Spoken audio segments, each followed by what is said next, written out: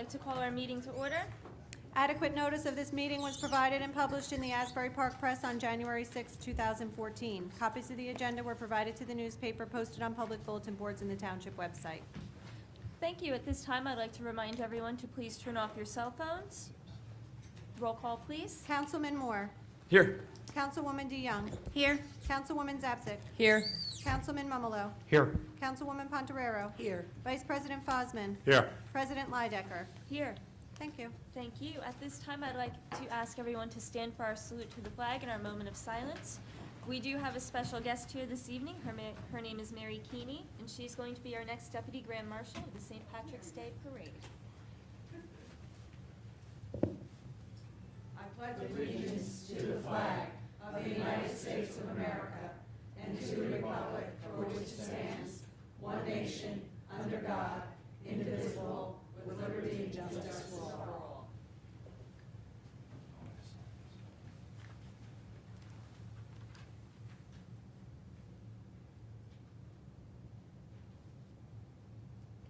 Thank you, everyone.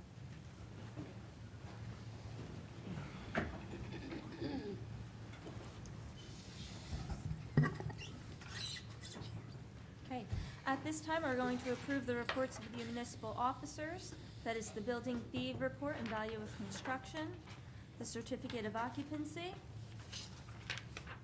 the Brick Municipal Utilities Authority, inspection fees, and the vital statistics report. Ms. Iannarone, could you please accept and file those reports? Yes, thank you. Thank you.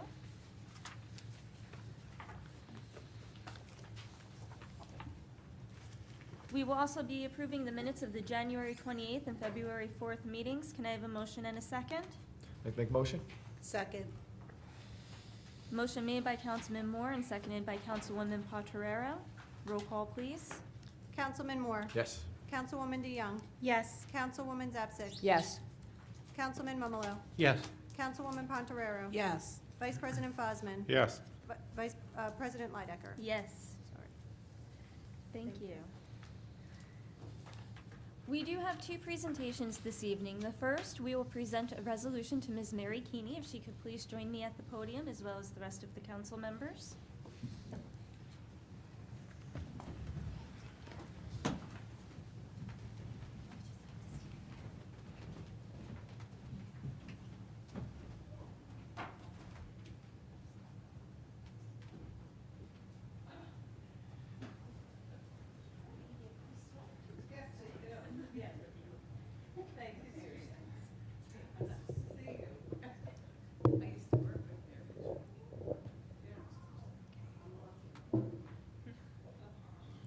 I would just like to say that the Belmar St. Day Parade is one, if not the biggest parade and heritage celebration in New Jersey. It's quite the honor to be chosen as the Grand Marshal or the Deputy Grand Marshal, especially this year as they celebrate their 40th anniversary of the parade. We are proud that they have chosen a Brick resident, Mary Keeney, to serve as the Deputy Grand Marshal for this year's parade. Mary is very active in the Irish community. She serves as the president of the Jersey Shores chapter of the Women of Irish Heritage. And her selection as the Deputy Grand Marshal is well-deserved honor and a testament to the pride that she shows in this heritage. We do have a resolution here for you. And it states, whereas the Belmar and Lake Como St. Patrick's Day Parade is one of the most popular traditions, every year there's about 200,000 people that line Main Street to watch over 5,500 marchers and more than 40 bands in the parade. This is the 40th anniversary of the founding of the parade, and Ms. Mary Keeney is the Deputy Grand Marshal, and we congratulate you.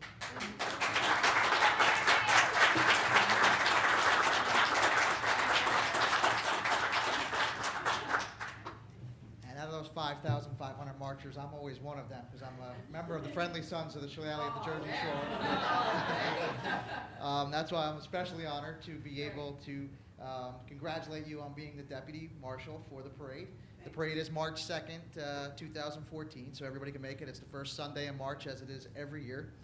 I know you're a native of Newark, but you've been in Brick since 1998, so I'm glad that you're part of the Brick community and part of our Irish heritage community by being absolutely Greenbrier 1, correct?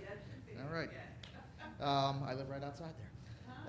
And want to congratulate you, and specifically, I want to read this statement to you. I, John G. Ducey, Mayor of the Township of Brick, in the County of Ocean, in the State of New Jersey, in honor of her being named the Deputy Grand Marshal of the 2014 Belmar and Lake Como St. Patrick's Day Parade, do hereby proclaim Sunday, March 2nd, 2014, to be Mary Keeney Day in the Township of Brick, and I call upon all the citizens of Brick to join me in congratulating Mary Keeney on this prestigious honor and wishing you a memorable day in your role as the Deputy Grand Marshal. Thank you so much.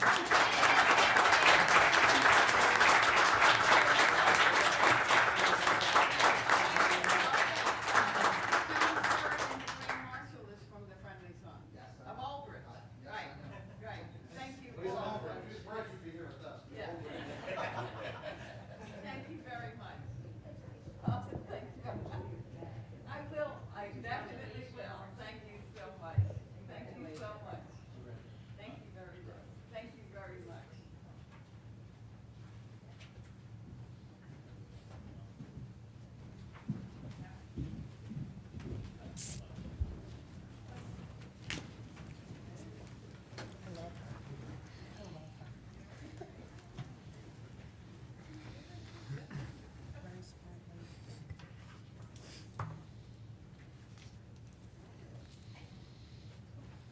Our next presentation this evening is by our tax assessor, Irene Raftery.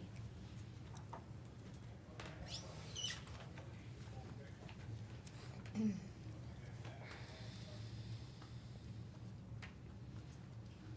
faux PowerPoint presentation. Okay. I'm here to speak tonight as to item number 64, Mayor Ducey's 100-day plan. He asked me to step forward and kind of fill you in with regard to how Sandy altered our course, essentially. While the assessor plays a part of the taxation process, by no means do we do it all. So I'd like to first give you a basic understanding. I know you've served on council, many of you, before, and have a grasp of the chore ahead of you if you're new to this. But I'd like to just review the process, if I may, both for you and the taxpayers who may be listening tonight. The first I would like to point out is the pie chart. And on this pie chart, as you know, we collect the taxes for multiple entities, 7 to be exact. A portion of the tax bill, 31% in 2013, I use that as an example. In 2013, 31% of the dollar came to the municipality. That would be under the control of the mayor and council, for example. The other portions, the school tax was 46%. The county tax was 17%. Every year when our tax bill goes out, there's a highlighted portion in the center. I've posted that below so that people can identify that.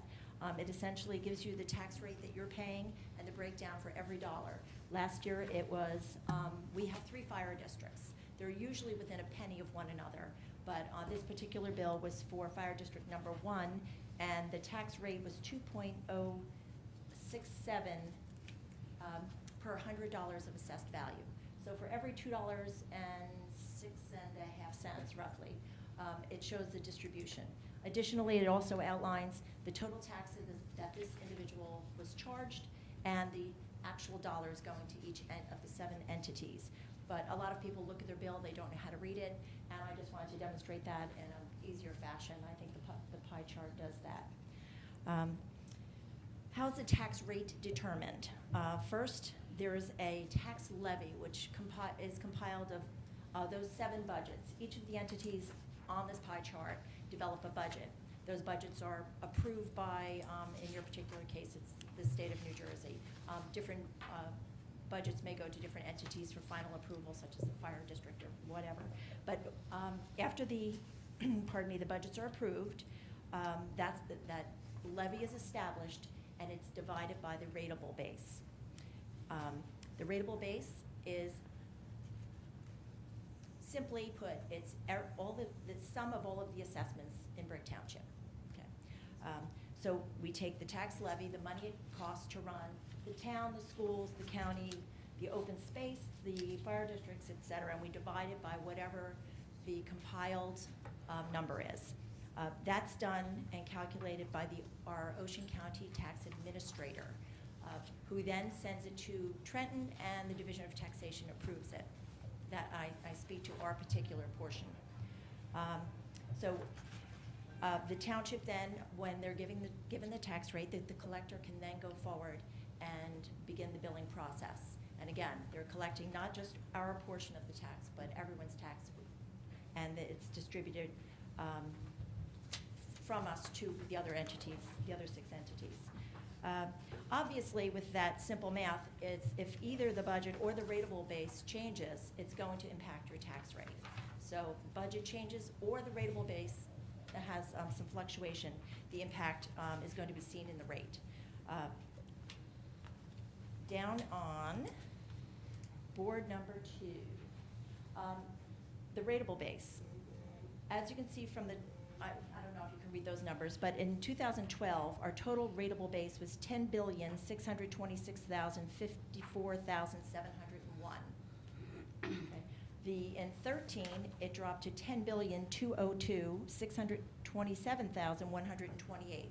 That would be pre-storm and post-storm, essentially. The rateable base is struck and certified by the tax assessor every January, and January 10th specifically. So prior to the storm, January 10th of 2012, that top number was certified by our tax assessor that year. The following year, post-storm, again, our numbers change once a year, and they're certified January 10th. So that was immediately following the storm, when some of the impact was being seen in the rateable base, but not certainly not all of it. In 2014, just a few weeks back, the tax assessor certified our rateable base at $10,263,973,752. So that was a slight increase from the year prior, but we're certainly nowhere near where we started before the storm.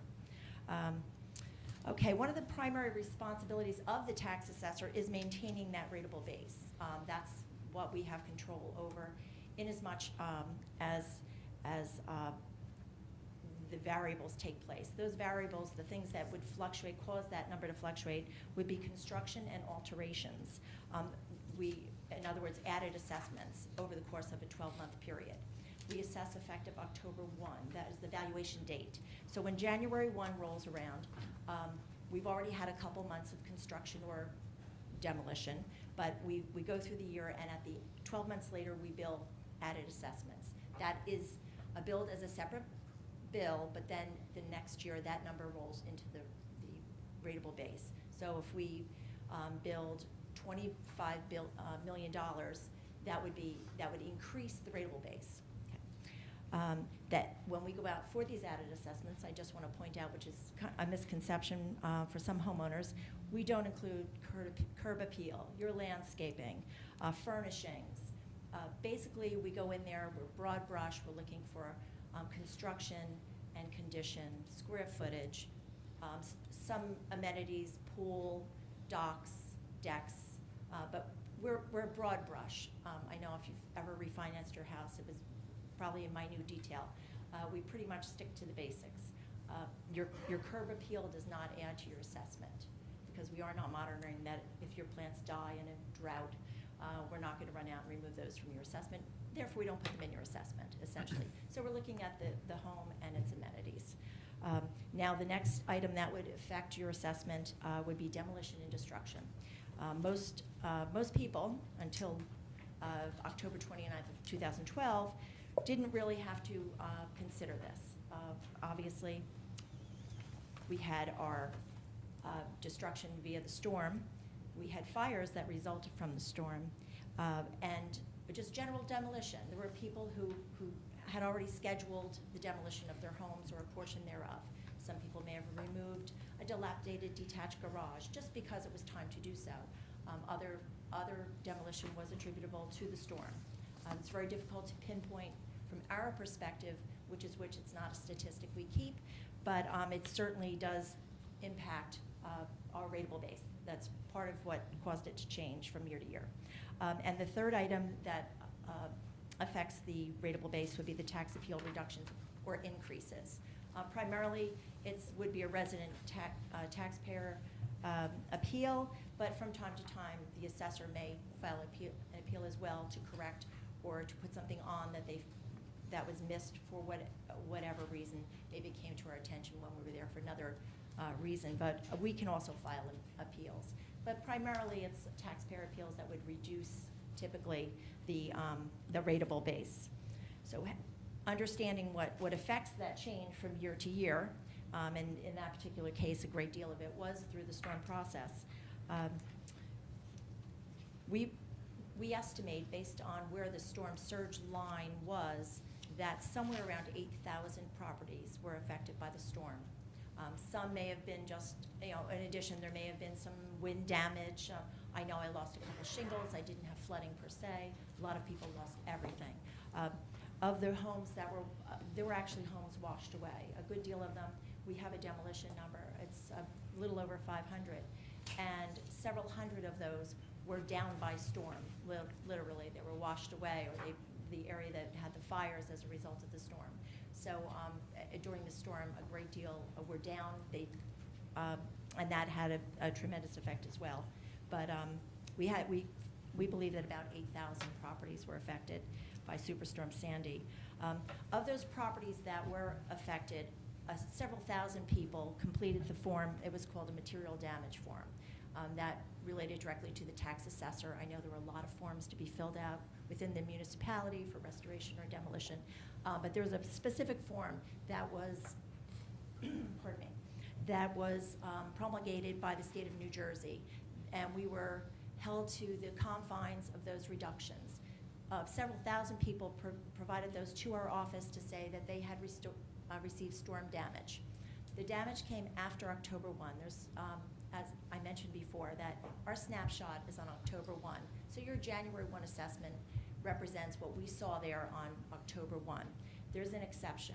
Between October 1 and December 31st, if there's destruction, material damage to a home, it doesn't have to be a storm. It could be just demolition by a property owner.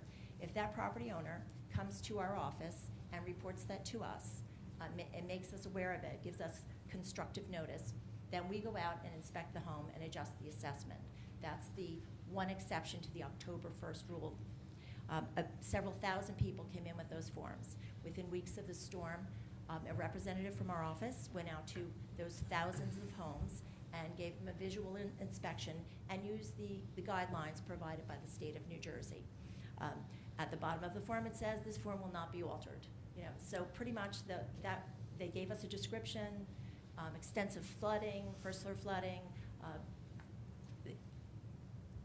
If you had foundation damage, there's a provision that if you had some structural damage, we could make an allowance for that as well. But there were pretty much set percentages that we were allowed to adjust the homes. So it was quite an undertaking, but we did send to every home, we sent a representative to every home, and then again, when we received a report that the damage had been repaired or was sufficiently repaired that the people were ready to reoccupy. So many of the homes have been inspected by our department twice since the storm. Obviously, there are many that we may have been in the neighborhood. We stopped in to kind of assess where they were, only because we were there. And sometimes people would prefer, when it's convenient for them, to let you in the door to see what's going on, so that in 2 weeks or 3 weeks when they're CO'd, they don't have to make the trip back if they're not back in. But we were there at least once, and some homes we were there multiple times. The assessment was adjusted based on that table provided by the state. Additionally, if after that little window, and it was a short window, I understand that, from the time of the storm, we had to have that notice by January 10th. I know it presented a problem because people were perhaps unaware of it. They were filling out a lot of forms, but when we received those forms, we adjusted the assessment. The assessment was able to be adjusted for the ensuing year. So in 2013, that assessment was already taken care of. If after that short notice period of time, a homeowner found out that their damage was more than was obvious, and they had the ability, just as every taxpayer does, to file an appeal, and we did go back out and re-inspect those homes to make sure that any additional damage found when the process started, remember, it took quite a long time, especially where people couldn't get access to their homes. We went back out to take a look at those homes, and then we, through that process, we then gave them the appropriate reduction, again, based on the guidelines by the state of New Jersey. Okay. The, some of the information I placed on the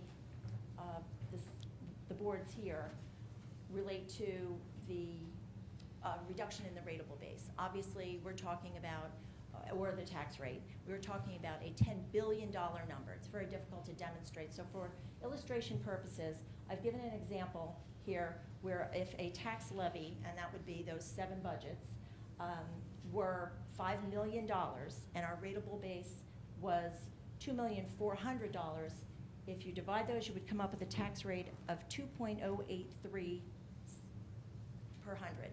So it's $2.08 and change per $100 of assessed value. That doesn't equate to too much. You know, when you look at it, if you're not familiar with the process, it's not evident to you perhaps right away what effect that has, that fluctuation has. So I did a 2-cent increment, just so you could see. The average home in Brick Township right now, the residential property, is about $302,000, in that range, just over $300,000, the average residential home. So I used $300,000 as an example. So a $300,000 home at the rate I calculated. Last year, our rate, if you recall, was on the other example, was 2.067, and we had 2.077, so there was the high and the low last year.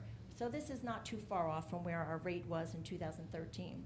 But a $300,000 home times that tax rate, if the rateable base was $2,400,000, would see a tax bill of about $6,249. If that tax rate, as a result of either the tax levy or the rateable base changed, and it caused a 2-cent increase, that same home would see about a $60 increase in taxes a year to $6,309. So basically, if it's 2 cents, it's $60 per average homeowner. And then I incremented it twice, so you can see that a 4-cent change would result from $6,249 to $6,369. Just a hands-on number. You're looking at tax rates and rateable bases in the billions of dollars, and it's hard to equate that to what my bill is going to look like. Also, with regard to, you know, we took a significant loss in the rateable base, but I don't. We're trying to be somewhat optimistic about what we're seeing happening. Following the storm, as I indicated before, we had about 500 demolitions, and so we had 300 people take permits roughly, and to remove their homes. Our permit demand increased about 33%. I put those statistics at the bottom. In 2011, we had 4,500 permits. In 2012, which didn't give much time after the storm, so most of the year was pre-storm. Again, we saw about 4,500 permits. Following the storm in 2013, our building department was handling over 6,000 permits.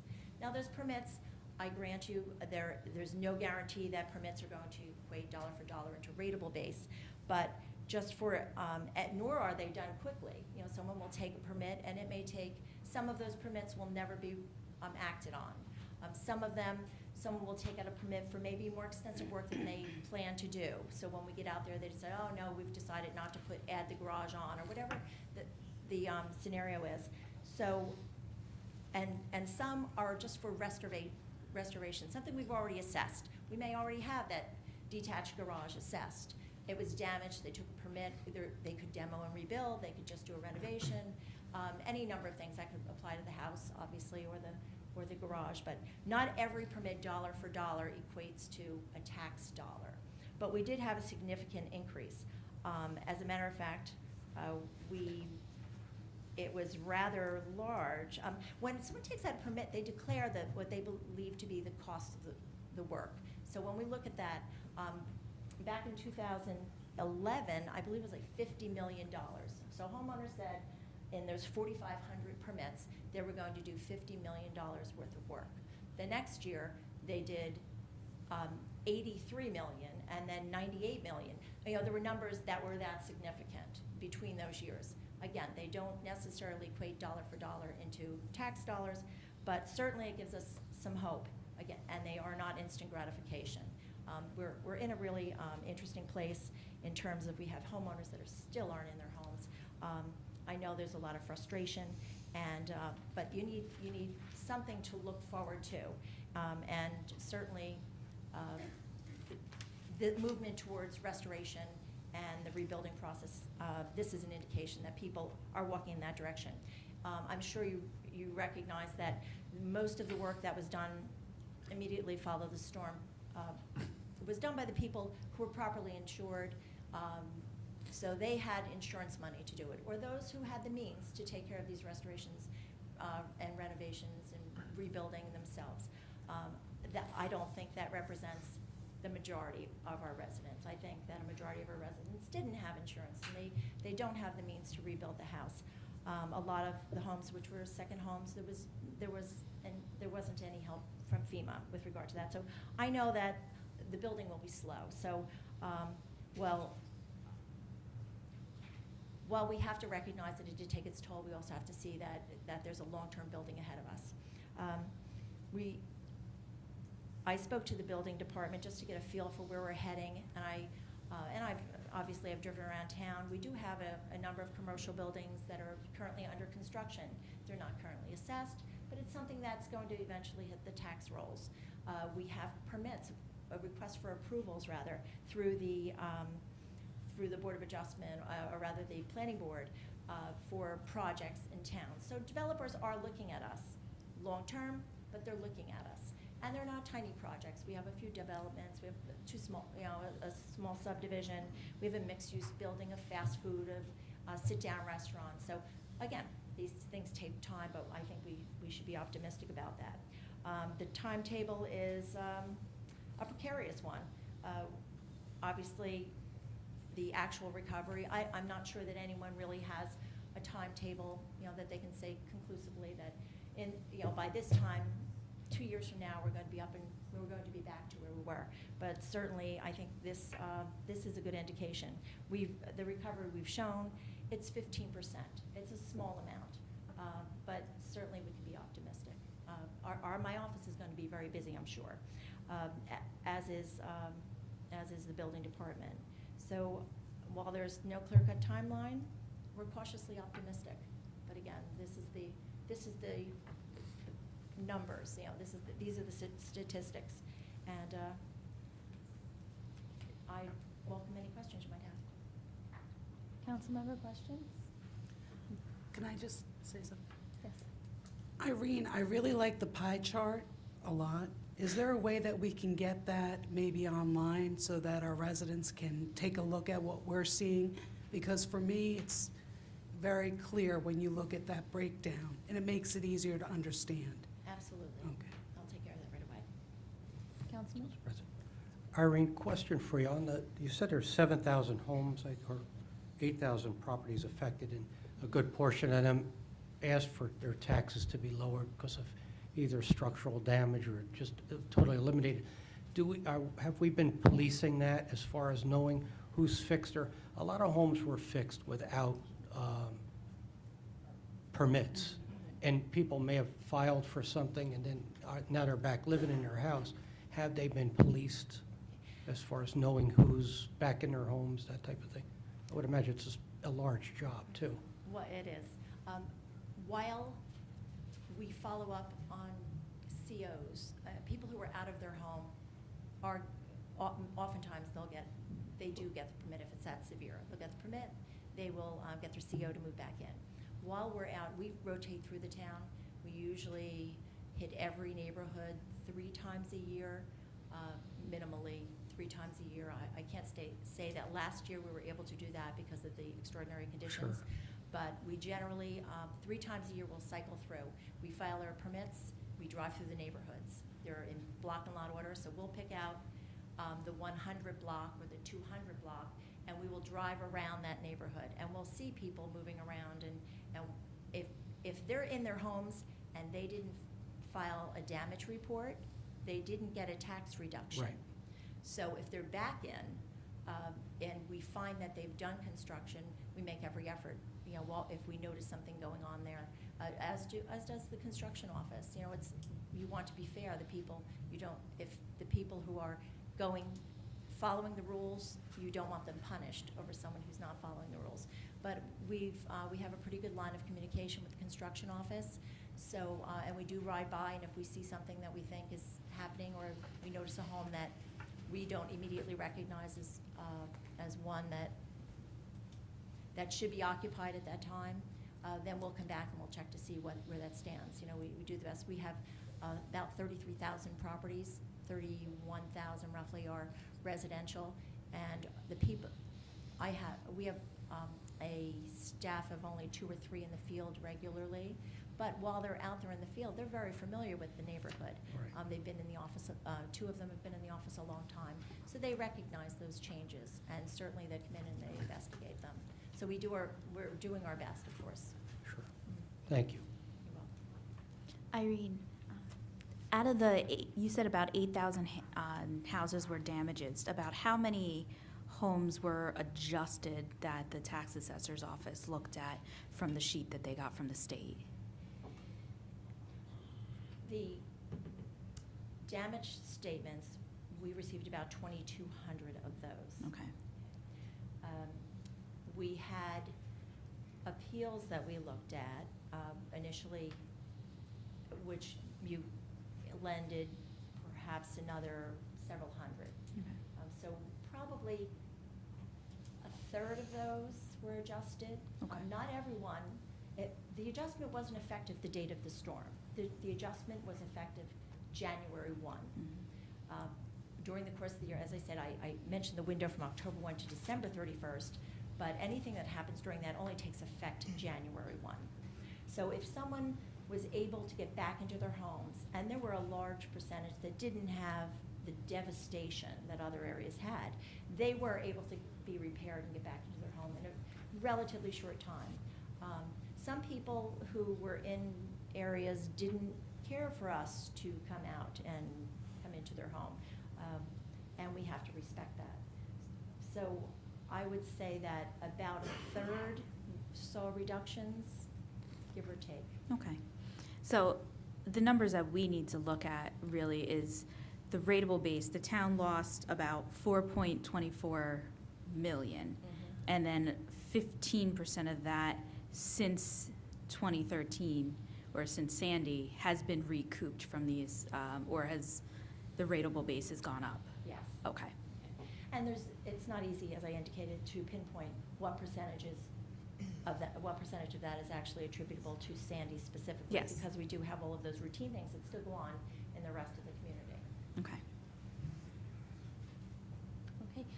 Do we have any members of the public that have a question for our tax assessor? Mr. Foster? Yes, please.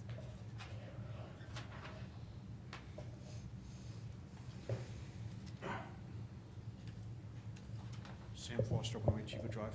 I don't know if this is applied for the tax assessor or for the council, but I had a question, 2 questions. One is for the council, I guess. How much revenue is being tax revenue are we getting from the Food Town site? Is that still owned by the Township of Brick, or did that have we transferred ownership to the developer? Still owned by the township. Okay, how much would that, once we sell it, how much would we be getting a year? Do you know approximate in terms of tax revenue? I don't know the assessment of that parcel off the top of my head. Okay. All right, 2 other questions. This is going to be controversial, but I'm going to bring it up. There's a lot of, last year, I think it was, or a few years ago, there was a merger between 2 townships, Princeton and Princeton Borough.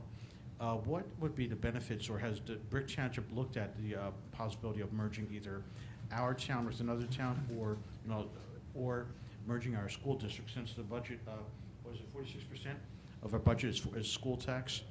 We have a lot of school districts in the state of New Jersey, and I know it's controversial, so I apologize for bringing this up, but it is an issue that I want to hear from our township officials. How much savings would we be able to receive if we were to merge our school district with a neighboring one, like say Maniloking, which is practically part of Brick anyway? I don't think we have the question to that answer right now, but if we could, just stick to what we spoke about in the presentation, I would Okay. appreciate Yeah, that. that's why I didn't know if it was appropriate to ask or not, but I figured I'd ask. Okay, thank you. Okay, thank you. Mr. Finelli?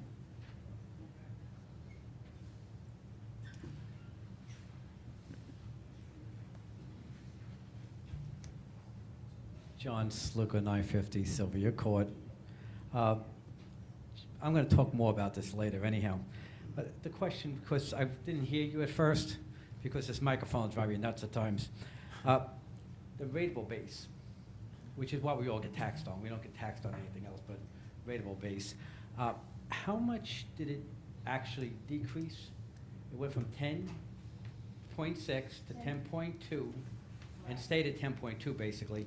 Came down about 420 million. Right, but I'm not talking about millions. Millions don't mean anything. Percentage is what means something to me, because we are going to pay based on our houses by percentages, increase or decrease, unless you people spend less money each year by the same amount, our taxes will go up. I mean, there's no other choice, right? So it's only percentage that counts. I know what my taxes pay. I don't really care what somebody in the water pays, $300,000 or $500,000, or somebody's house value is $4,000. It doesn't matter. My taxes will increase by a percentage if we spend the same this year as we spent last year. And if our rateable base goes down, that's the percentage it will increase by. My phone is off for the Yeah. calculator. It's, I mean, it it's doesn't look like a... percentage-wise, it's not a huge. Yeah, it doesn't look monstrous, that's what I'm saying. It's, you know, maybe a couple percent, but I'm not positive that's the right number. But that's what I would expect my taxes to go up by this year, unless you spend more money this year than we spent the year before. And then it'll go up by something even higher. But if we just spend it, that's why I think originally, when Mayor Crappel was here, I suggested that we turn down the original budget and decrease it by 5% immediately, no matter what happens, in order to force us, knowing that we were going to have a lower tax base to work on, and that would be, everybody's taxes would sort of stay the same. And that's what I'm looking for, not to increase my taxes. I'm really not looking for less, but I'm just not looking for more either. And that percentage will mean something. You know. Okay, thank you. Thank you. Well, if I could just add, according to the charts there, we lost some $420 million in rateable base going from 2012 to 2013. The tax rate was exactly the same in 2013 as 2012. So it doesn't necessarily mean the rateable base, even though that does have an impact. It's the tax, it's the levy. The levy is really what you're looking at. It's not the rateable base. If you have some other revenues to plug that hole, you don't have to get that revenue made up through taxation.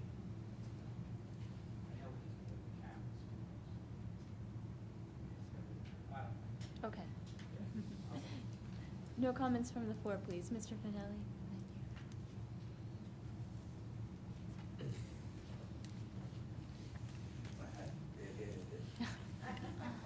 Vic Finelli, 24 Meadow Point Drive. The average assessed value was around $300,000. Just over, 302,000. Okay, let's say 300,000. Would you have any idea how many houses in brick are actually assessed around that $300,000? I know you don't. I bring a lot of statistics before this meeting. Okay. It's not one of the ones I ran, but no, I don't like to know. I just wanted to share something that I shared a long time ago. There is a risk when you talk about averages. When you think about the average house in brick being $300,000, there is a possibility there is not one house in brick that is actually assessed at exactly $300,000. And if I use a story, somebody wanted to come and buy a $300,000 house, and the real estate agent said, well, I got a bunch at 150 and I got a bunch at 450. I don't have any at 300. Well, how can that be? That's the average. Yeah, well, the average is the combined of the two.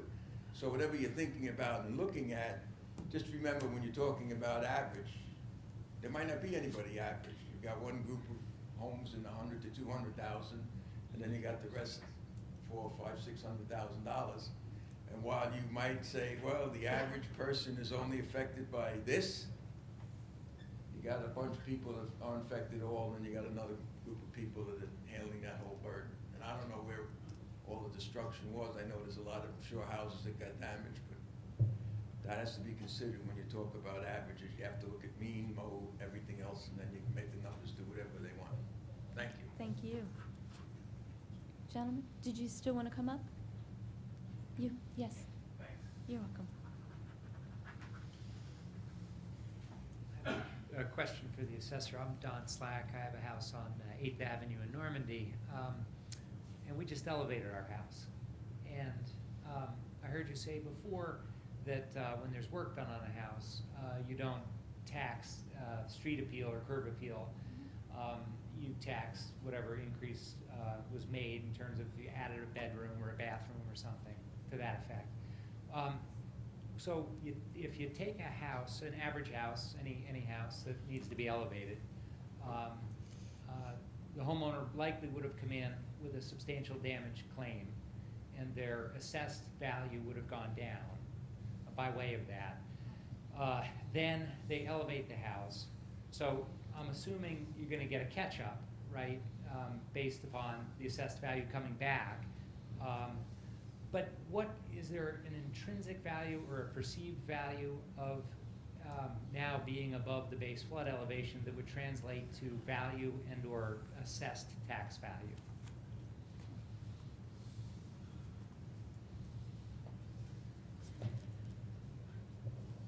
Presently, in your particular example where you're taking your home and you're raising it, I don't know what you're doing to your home, obviously. You're changing the market value of your home, essentially. So we look at that when we bring them back. If you just raised your home onto pilings, you may not see a significant increase. I know that our elevation maps aren't fully defined. We certainly, when we examine during an oversee of the whole municipality, when we start seeing those sale prices coming in, certainly we're going to be looking at that. If we revalue a particular an area in the process of, let's say, a reassessment or a revaluation, certainly we will see the value change if one is compliant and one is not. We're really early in on the game. We're pretty much looking at the cost to replicate the change you made, and we're trying to equate that at this time. We're not seeing a lot of sales with houses on pilings right now to see how those pilings affected it dollar for dollar, but certainly right now we're looking at the cost to do that, the cost of building a home on pilings as opposed to not having a home on pilings. When you lift that 30-year-old house and you still have a 30-year-old house. If, on the other hand, you pretty much gutted that 30-year-old house and you now have a brand new house on pilings that looks very similar to the 30-year-old house, you're going to see that increase in the assessment when we come back out there. I can't give you a specific dollar for that. It would certainly depend on the footprint of the house, et cetera. But no, we're not saying, well, this is in this particular floodplain at this time. So it almost sounds retroactive to the extent you're going to catch it because the assessment ratio is that. Madam President, may I ask Irene and speak to that gentleman on that matter? I never, Kat, when you came up, did your house did you go on pilings, or was it a block wall and now you have a basement? Because that would give you more square footage to your house now. Can you come up to the microphone? Yeah, just would you to- please come up? Thank you. Thank you. Because that would sum up that problem right away. Absolutely, and I was asking the question kind of generally. My Okay. house, 5 houses from the ocean, I actually had a full basement Okay. that I filled in and added a 2-car garage. So in my case, you'd There you say, go. gee, the same exact house, but now you've added a garage, so there's Correct. clearly value with that. Yeah. Got rid of the basement, right, so maybe a trade-off. I never wanted that basement anyway. But if you took the exact same house and just simply lifted it, a house that may have been above the BFE on the first floor to begin with, but you lift that house up, in effect, you have the same house, you just have a higher house, you know? Your market value comment, I think, is the one that probably you'll catch it, but you'll catch it retroactively, is what it sounds like. All assessment, we always approach it in a retroactive manner. We look backwards, retrospective rather. We look backwards at the sales. When we're looking at values for this year, we're looking back at what houses were selling for last year.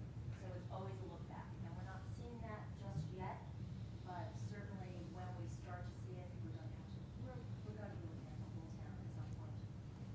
Probably not, maybe not in the distant future. So that's when we'll then have hardcore solid data on which to base those assessments. We can't make up the number. We're going to adopt it when we get a score of a tax board or a tax board. And we haven't seen that demonstrated as yet. So I'm sorry, I wasn't getting the answer. Thank you. Council President. Irene, real quick, sorry. The 2-cent increase that you gave to us, is that just the municipal 2% increase, or is It's that any 2 cents. across the board? Because It's we any 2 obviously, cents. yeah, because we only have, obviously, control over the municipal 2-cent, or 2% increase, or 2-cent increase. Right.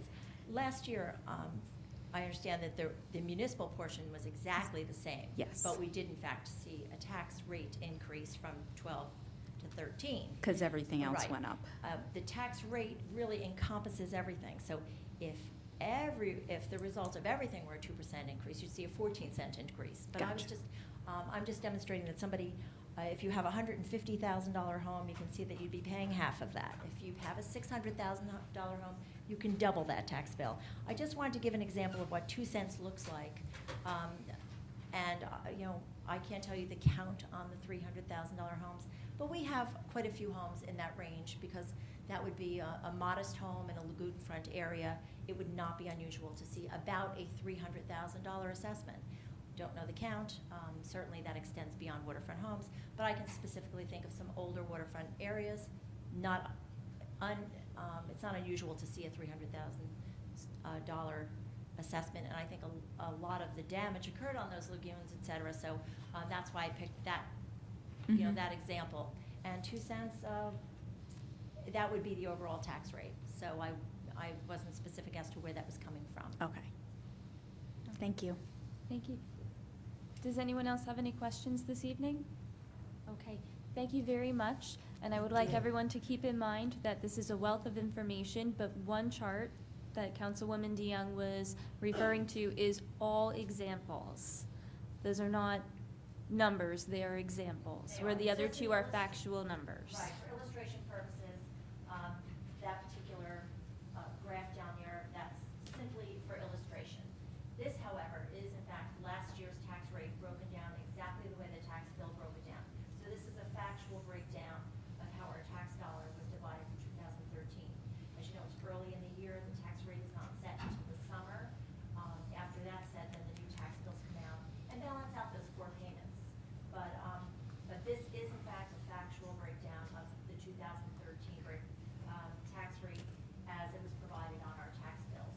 Thank you. And that this council only has control over 31% of our property tax bills. Right, in 2013, we had Yes. 31%. Thank you. It does fluctuate through Yeah. the year, just a little bit. Little bit. Yeah. Thank you. And a reminder that if somebody does not pay their property taxes, that 46% and 17% to the county and school, we still have to pay that, even if those taxes are not collected. So, throwing that out there, in case you're thinking of not paying your taxes. So, thank you very much. Thank We you. enjoyed your presentation. It was very informative. Should I leave this Yeah. here? Now, one of my seconds. Thank you. Thank you. Thank you.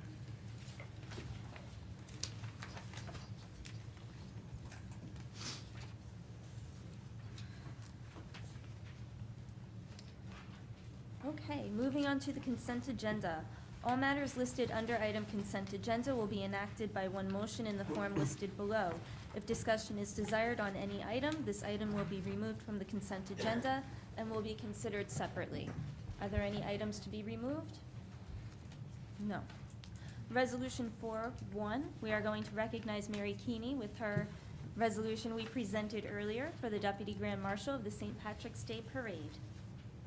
Resolution 2 is to authorize the budget appropriation transfers. I'll ask our business administrator to address this for us. Yes, Madam President, this is a resolution that will move monies between certain line items in the 2013 budget. You should probably see maybe one or two more of these within at the next two meetings. By the end of the 90 days into the new year, you pretty much have all your old outstanding invoices, and you know exactly what you're paying for as of last year's budget. So you may or may not see another one of these resolutions in the next two meetings in March. Thank you very much. Any questions on the transfers, Council? Okay. Resolution 3, authorize receipt of bids for the Summerfest food vendors. We are going to our 20th year for Summerfest, and this resolution allows for the Division of Purchasing and Contracting to advertise for the receiving of bids for the food vendors for Summerfest. They'll provide the food and refreshments at the concerts, and I am looking forward to this. I do have one question. Is there a minimum bid set for the food vendors? That will be set forth in the bid specification when we get ready to, after you authorize this, purchasing and contracting will establish parameters in a bid spec, and if you would like a minimum bid, we could set that forth at that time. Thank you.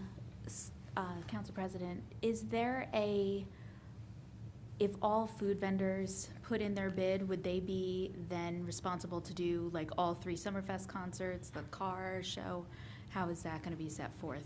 All parameters that are put into the bid spec, we can make it, if you wanted them to be at certain events, including the car show, we could incorporate those dates into the bid specification, and the vendors that bid on that would either have to take an exception to that bid specification or bid it as it's presented in the bid spec. Okay.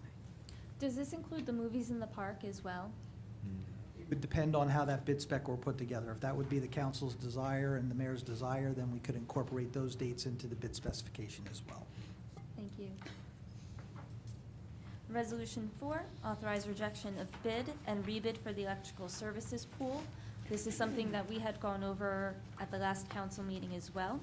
We received bids on January 8th, but we substantially revised the bid spec, and that's why we need to reject the bids and go out to rebid again. Mr. Pizarros, would you like to touch on the changes? Yes, in getting responses back to the bid specification, it seemed that it was very hard to make comparisons between the bidders because some people were bidding a lower dollar per hour rate, but they were bidding higher rates on materials markups. So in conversations with the purchasing agent and also with the township's attorney, we decided that in order to make a better apples-to-apples comparison, the best way to do this was to eliminate markups in the bid specification and just look at the hourly rates that were being charged. This way, the vendor would have to consider that when he put in his hourly bid on how his business was set up. If he was going to rely on, the residential side of his business to subsidize his commercial side of his business, he would have to incorporate that into his bids, into his hourly rate. Because we have a lot of items where the materials could be as much or more than the labor cost, in which case you could have $100,000 in materials on a job, and you could have, if the person put in an 8% markup on materials, that job would actually cost you $8,000. If it's 10 hours worth of work at $72 an hour, you're talking $720 worth of labor. So in order to make an apples-to-apples comparison, we felt it was better to just do no markups on material and also incorporate any tools that were needed to be rented that were not in excess of $500 could not be put in there as well. So if you rent an item that's over $500, like a high bucket lift that reaches 100 feet, which we need to service our sports lighting, then most electricians don't have that lift available. They'd have to rent it. And that we would allow them to put in, but it would just be at whatever their cost was. They'd be Okay. reimbursed. And it's my understanding that New Jersey's prevailing wage, so if they bid their hourly wage below that, they still have to pay their worker the hourly wage, even though we wouldn't be paying that. That's correct, and that is a possibility. If somebody is willing to only bid this job in order to keep everybody he's got on his payroll working, he may bid a lower number than prevailing wage, but he's got to pay prevailing wage to the workers that work on any township job. Thank you. Resolution 5, authorized to negotiate contract for the licensed real estate services. This council went out to bid on December 10th and January 24th for real estate services. No bids were received on either date. The council can authorize the business administrator to negotiate a contract for the licensed real estate service, and that's what this resolution does. I think specifically this real estate service is for Civic Plaza. That's the service we were going out for. That's the property we had in mind when we put the bid out. So it's our desire to continue to seek tenants in that building, we will negotiate with a local realtor. Resolution 6, amend resolution number 71-14, award of bid for janitorial supplies. This was a 2-year contract that we awarded at the last council meeting. It is for 88 items, and it begins on February 4th, 2014. The original bid went to Clean Like Pros, but the actual lowest bidder was All Clean Janitorial Supply. So we are taking out Clean Like Pros and replacing that with All Clean Janitorial Supplies. Resolution 7, authorize award of contract for Aegis Public Safety Software for the Police Department. This did have to go out to RFP, out to bid, because it went over the $17,500 threshold. We are awarding this to New World Systems. It is a 1-year contract for $134,240. The contract begins on March 1st. There is a variety of services that they provide, including upgrades to new releases for the licensed software, temporary fixes, revisions to the software, telephone support, group user support over the telephone, and 24-hour emergency telephone support. Resolution 8, authorize award of bid for planning services. We need to retain planning services for the preparation and submission of the Sandy planning studies and reports for the next year. They were mailed to 60 firms, 11 firms requested packages, and 5 firms submitted proposals. What this does is establish a pool of planning firms to accomplish our tasks that will provide the township with flexibility when we do have to award these contracts. The 5 firms are Arcadis, T&M Associates, CME Associates, Mazer Consulting, and Burgess Associates. Each of these firms has an individual specialty and quality, and that makes them suited for some of these projects. So some people will work on some projects, others will work on other projects. There are the hourly wages. If you're a professional planner, that's $135 an hour, professional engineer, $120 per hour, certified floodplain manager, $125 an hour, environmental professional, $135 an hour, research staff, $75, and clerical staff, $35 an hour. I believe that this does go for the post-Sandy planning grant, and that's how these companies are paid. And this resolution will take effect, all these planning services will take effect once the resolution is passed. Mr. Pizarros, is there anything you wanted to add to that explanation? Nope, I think you nailed it, Madam President. Okay. Resolution 9, authorize acceptance of no net loss reforestation grant. I believe we've already have authorization to receive this grant. We have to pass the resolution to accept it. It's for $511,020, and this is to replace trees lost during deforestation. We have to utilize the grant between January 15th of 2014 and July 15th of 2018. We plan on planting over 4,000 trees in these few years, and we do have an idea of where they're going. Windward Beach, Bayside Park, Drum Point Sports Complex, Lake Riviera Park, Angela Hibbard Park, Colorado Park, and to buffer the parkway area around Evergreen Woods. Resolution 10, authorize participation in local government energy audit program. This is coming from the Sustainable Brick Committee. The Department of Public Works is one of the only buildings we have left yet that has this audit done. As I understand it, the windows and heating system that were done for this building came from this same grant. To apply for the grant, we have to pass the resolution, and that's why we have this resolution on today. Number 11, authorize application to obtain zoning code enforcement grant from the New Jersey Department of Community Affairs. We want to apply for the grant from New Jersey, and that is to extend the hours of the municipal staff, hire additional technical and administrative staff, procure experts if needed for application hearings, and pay for additional office space. The grant has already been approved for $60,000 for a 12-month period.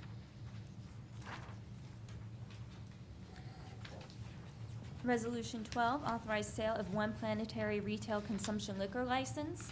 This came out of the Business and Finance Committee, and Council Vice President Bosman is the chair of that committee. So would you like to touch Yes, on this? thank you, Council President.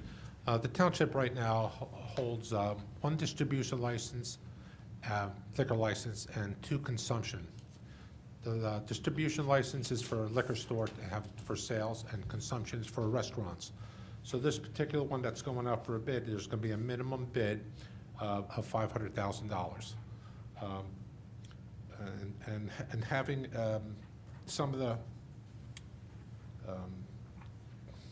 issues that we're going to,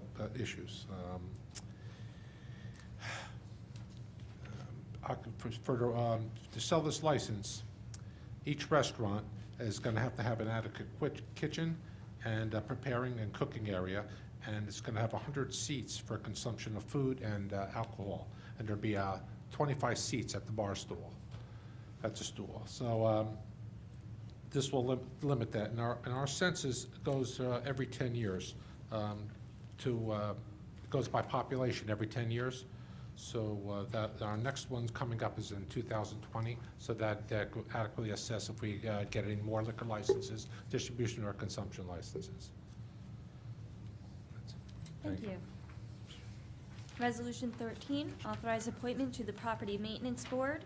We had originally appointed Carmine Villani. Unfortunately, he had to decline the position, and Mr. James W. Hogan will be taking his place. This appointment runs from the passage of the resolution to December 31st, 2014. Resolution 14, support House of Representatives Bill number 3370, delay increase to flood insurance programs. Mayor Ducey, would you like to speak about this? Sure, thank you, Madam President. The Senate had passed a version of the a law to a bill. They passed their bill to delay the Biggert Waters Act. It's the Biggert Waters Act is the act that was passed by the House and the Senate and is law, and it will increase those who need flood insurance or those who wish to purchase flood insurance, their rates substantially, because it takes away all subsidies for those for the flood insurance. So we have an example of a person here in Brick whose flood insurance rates were $800 for a year, and her flood insurance, when she got her renewal, which is due in March, is up to a little bit over $11,000. The Senate, it was a bill that was sponsored by Senator Menendez and also a senator from Louisiana who escapes my name, and I apologize, but that passed the Senate. And now the House of Representatives has a companion bill to that. It's H.R. House Resolution 3370, and they haven't acted on it as of yet, despite the fact that the Senate version was passed a number of weeks ago. And so this is just basically a resolution urging the House of Representatives to please put that on their agenda to be heard as soon as possible. It's going to be forwarded not only to our Congressman, John Runyon, but also to the Speaker of the House, John Boner, who he actually controls the agenda calendar, John Boehner, and he is urged to put this on there as soon as possible. It has impacts on everybody in town, not only those people who have to pay the flood insurance, which actually has a direct impact, but on, as we heard earlier tonight, some of the values of the homes may not be as high as far as the market value. If somebody knows that when they're purchasing a house, they're going to have to purchase a flood insurance policy that's going to cost them $15,000 a year, they're not going to pay as much for the house, which thereby affects the valuation, which thereby affects the tax rate and taxes for everybody in the town. So it's something that needs to be voted on and have this at least delayed, if not repealed. Thank you.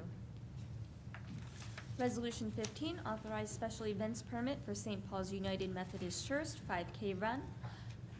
The event takes place on May 10th from 8:30 to 3:30, and they're just requesting that we give them a permit for their special event. Any questions or comments from the council?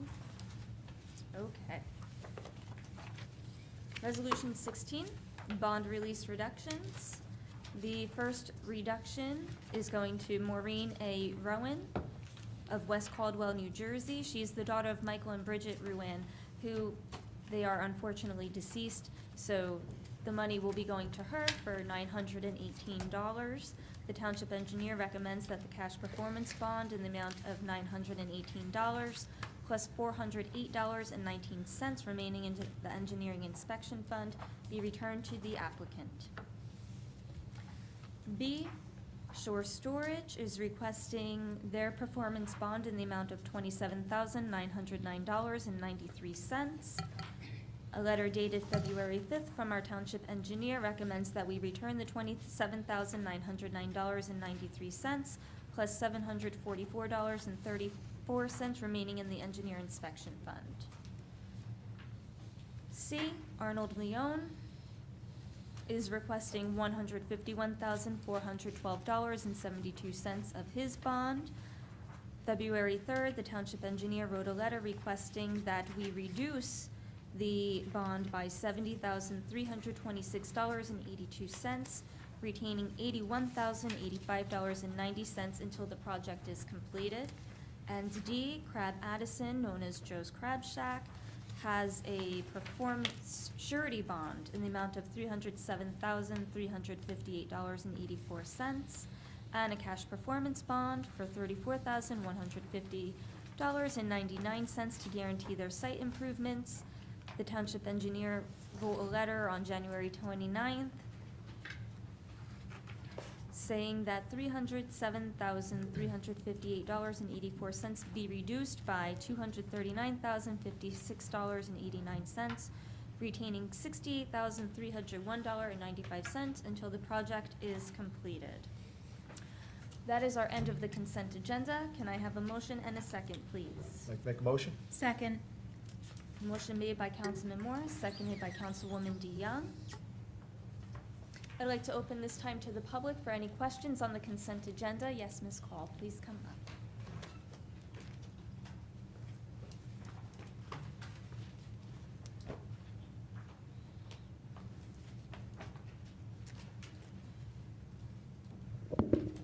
Nan Call, 18 Greenbrier Boulevard, and I'd just like a clarification on both 4.7 and 4.8. The way it's written now, it mentions Aegis Public Safety Software. Is that what they are currently using as their software? And you're going to a new software? I believe it's just for the upkeep. Correct. Aegis is the software and New World. New World. Yeah, World. I always want to New say World. New World Order, but New World is the administrator of the software. Okay, so Aegis is the software and New World, is it New World? or New World. New World. New World. Is going to be maintaining it. And on 4.8, you mentioned, and I had read that there's a series, several different companies that are mentioned starting with Arcadis. And that, if I understood it correctly, each one has somewhat of a specialty and you'll be using different ones. Well, there was a whole big to-do about Arcadis. Could you give me some information about what they will be responsible to do?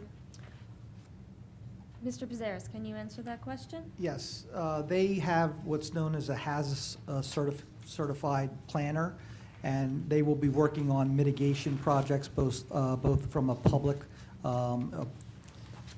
public hazard mitigation projects throughout town that would service the whole township. So yeah, if there's a street in town that needs to be raised, they'll be working on that application. Or if there's another area of town that's prone to flooding, if there's some other type of planning that could be utilized in that area, they're going to be working on that. But it's got to be somebody that has this certification.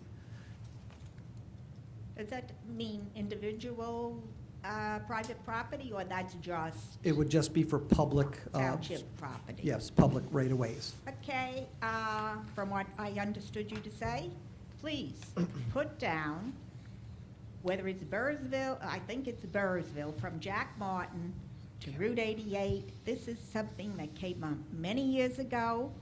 It seems that from what I learned in other places, it doesn't connect into the sewer, and therefore, every time you have rain, you have puddles that go halfway across the road.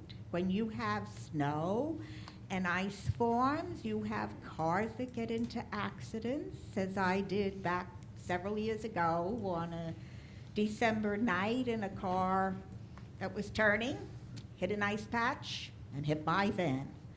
So please, something has to be done. Yes, I know, it's a county road. I don't want to hear the difference. I want you to get to the county, sit down together as you did with Chambers Bridge and Route 70, and get the state, get something done on that road. It's a terrible hazard. Thank you very much, and thank you all. Thank you. If I could, Madam President, that's a road condition that we discuss with the county every year. They have an annual meeting with the township, and we discuss that road condition every year. And every year, it gets put on their back burner. It's on the agenda for this year's discussion as well. I believe that's taking place the 28th of February? 27th, I'm sorry, 27th of February. 7th of February, where is the discussion? It's between the township officials and county engineering officials in their county meeting room. Not public. It's not a public meeting. Okay, I'll find out when the freeholder meeting is, because this is now more than 10 years that I myself have advocated something needs to be done, and it was from the Ocean County Engineering that I happened to find out that the real problem is it's not connected to the sewage system. There's no drain along that whole thing, so there's no place for the water to go. So I'll go there. Thank you. Would anyone else like to be heard on the consent agenda this evening? Okay. Yeah. Yes, Mr. Scott.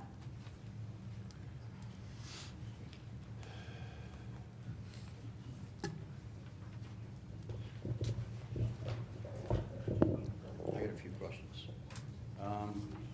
4.2, budget appropriation transfers, 17,000 going to inspections, taken away from roads. Just questioning the purpose. I mean, with all the snow and problems that we've had, and salting with potholes, we're gonna be able to take out $19,200 off of roads to put it in inspections of where we are. Where are we with inspections? Well, to answer your first question, we have the snow trust fund, so any money that we use for plowing in the snowstorms comes out of that. The rest of the answer, I will defer to our business administrator.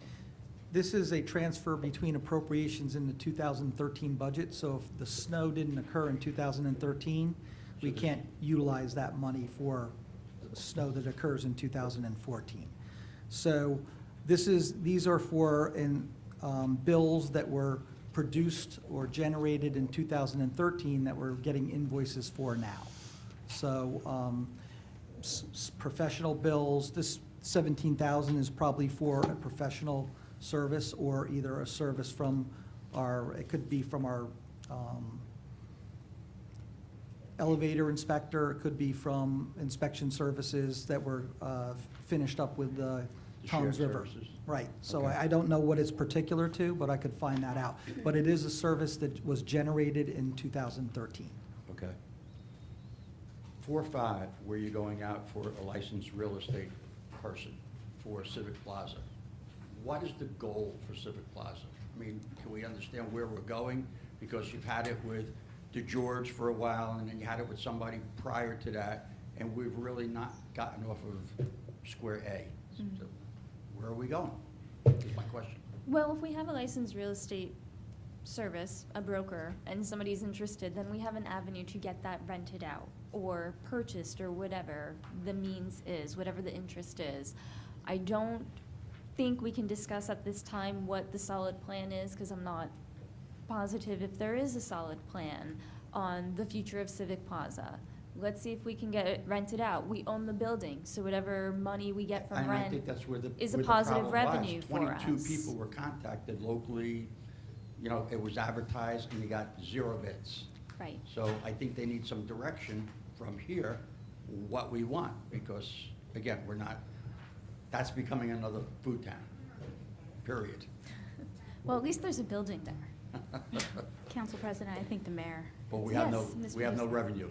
Yep, I just want to let you know, that one of the most desirable storefronts in there, the tenant moved out as of January 31st. So they're finally out. That's the one that's facing, the one that is facing the door, the road. You know, it's an L-shaped, it's an odd shaped, and it's facing somewhat the wrong way. They've finally moved out. They weren't paying rent for years. So obviously, we weren't getting any income when they're not paying rent. So we want to see if that draws a tenant in there, which may fill up the rest of the units. So it's worth it to find out, since we had a tenant who was in there who wasn't paying anything. That didn't do us much good. No, that didn't do us any good. So we, want to see what we can do as far as rent, what the income could be, because it's a source of revenue, if it's going to be. But if it's not, and there's no interest, and it's not going to move on, then, we got to make other plans, for sure. Okay. 4.8, the planning. I understand the people that you picked and the pool.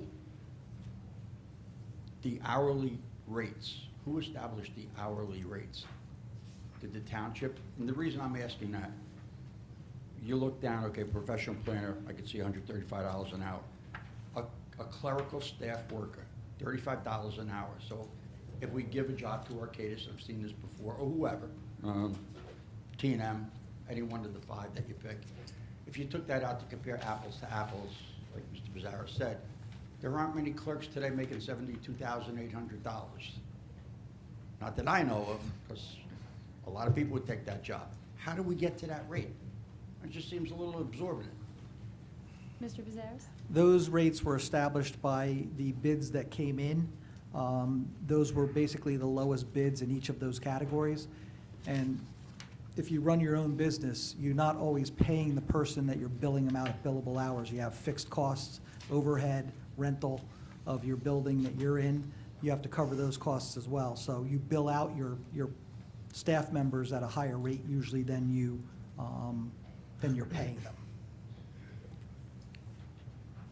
That's one of the reasons we got into that problem not too far back, where we spent $1 million on a survey that we could have had done cheaper, and they use whatever person that they want there.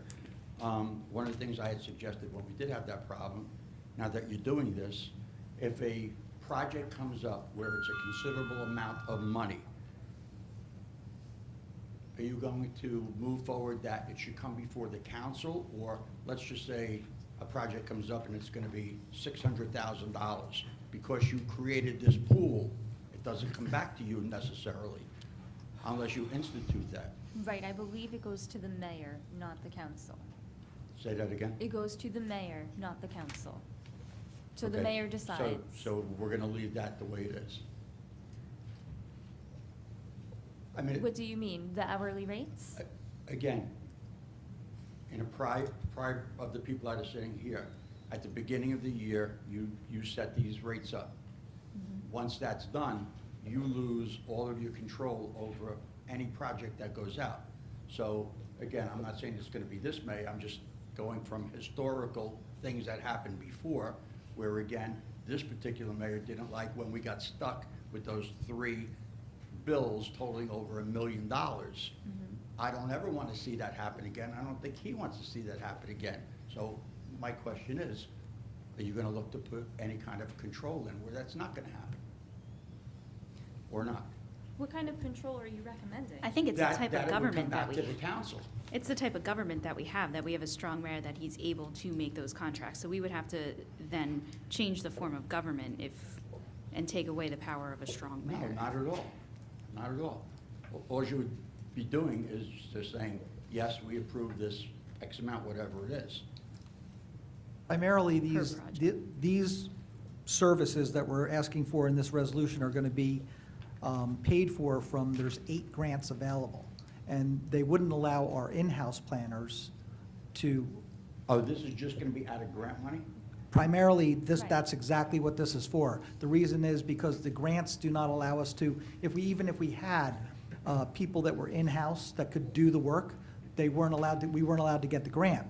And you know, if it's a grant, I don't care, because Yeah. that doesn't come out of Right. the taxpayer pocket, so. I'm sorry, I thought I mentioned that in the description, that it's all grant Okay. monies. One that I think wasn't gonna be big as far as I was concerned was this reforestation grant. But I'm a little. Mr. Scott, I don't want to cut you off, but your 5 minutes is past. Okay. Can we see if I can anyone then else raise from my the hand public, on and then you each- can come back a On second each time? resolution, though. I mean, you take this now as a bulk. You don't break it up like it was before. So I'm gonna ask the township attorneys. You're allowed 5 minutes to ask questions on all 16 resolutions? Is that what you're saying? I mean, the 5 That's minutes how was we've done it before. for the last 2 years. Is But that that was on public incorrect? comment. This is an open public meeting. The 5 minutes that was designated was for public comment, never on resolutions. Okay. Then please continue, Mr. Scott. And I'm not asking, I'm just asking ones about money. Let's do this tree thing. As you said, we're getting $511,000 roughly. Yes. In the work, it says we previously got in another $695,000 or thereabouts, correct? That's total. No, that is total. Oh, that's the total combined. Correct. Okay. You had said that, and I read where it's gonna be the trees are gonna go in Wynwood here, there, and the other place. Yes, there's But many locations. in looking at this particular grant, it says the purpose and authority, it's for the grant project to be funded at Garden State Parkway Interchange 91 improvements. And then above that, it says grant funds may be used only to satisfy obligations that are specifically spelled out. Doesn't spell out all those other areas.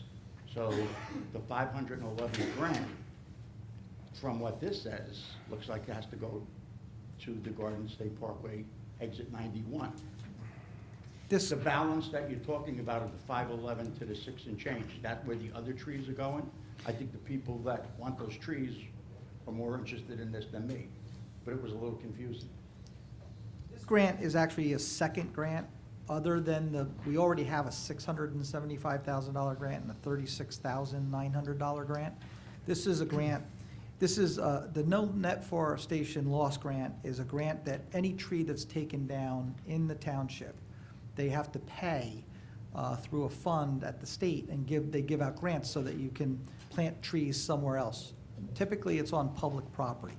But in the case of us looking into evergreen woods, we were able to get an exemption from that because of the situation that's occurring up there.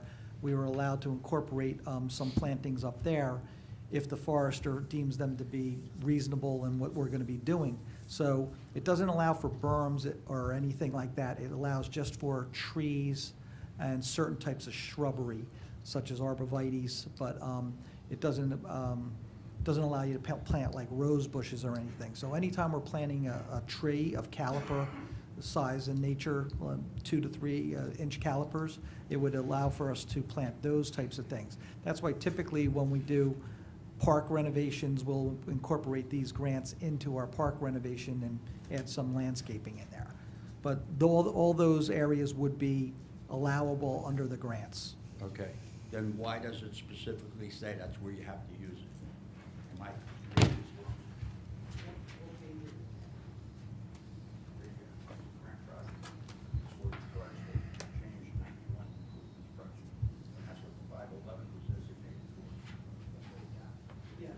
Where it came from. That's where the trees that they took out, that's primarily where this grant and the prior grant came from, Oh, so in essence, they'll let you put them wherever you want them then? on public property, and then they gave us an exemption for the Evergreens Woods property to look into that. Okay, good enough. Madam President, thank you. Thank you.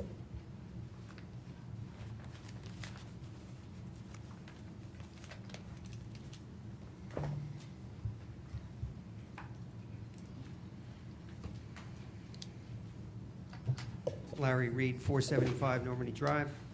I'm glad to see the council is passing 4-14 to support the House of Resolutions, House of Representatives Resolution 3370. Just to do some math on that, because a lot of people hear the $10,000 increase in the flood insurance premiums, but it doesn't really, they don't relate to what that does to the value of the home. I calculate, and somebody can correct me if I'm wrong, that it reduces the property value by about $155,000. The way you calculate that is if you wanted to get a 30-year mortgage at 5%, that would be about $5.37 per thousand in your mortgage payment. So if you have to pay $10,000 for the flood insurance, that's $155,000 less in mortgage that you can get. So the impact of this Bigger Waters Act on values in all these towns that are low-lying throughout the country is huge in terms of the loss of property values. As we all know, there's a lot of smaller ranches. They may not be 300,000, but they're in the 200, 250 range that were built here as summer homes on the shore. And if you take away $155,000 of value from that property, you've lost a lot of value. It's not really saleable. So the importance of this lowering the premiums for these homes is imperative throughout Ocean County to maintain our tax base. And I wanted to address that point because it is so important. You know, we can't keep the ratables up if all of a sudden properties are paying $11,000 for flood insurance and nobody can sell those homes. If you've had 8,000 homes affected by Sandy and you can't sell those homes because of the increase in the flood insurance, you've lost a lot of property value. Thank you. Thank you.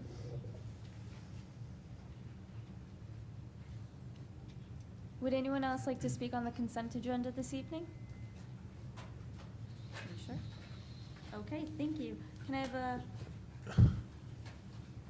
I'm going to close the public and call for roll call, please. Councilman Moore. Yes. Councilwoman DeYoung. Yes. Councilwoman Zapsik. Yes. Councilman Mumalo. Yes. Councilwoman Ponterero. Yes. Vice President Fosman. Yes. President Leidecker. Yes. Thank you. Thank you. Moving on to bill resolution, computer 2014. Be it resolved by the Township Council of the Township of Brick that the following bills be paid and that the mayor and clerk be and are hereby authorized to draw orders on the treasurer for the amounts of the same. Computer bill resolution in the amount of $980,812.02. Thank you. Can I have a motion and a second? Motion. Second.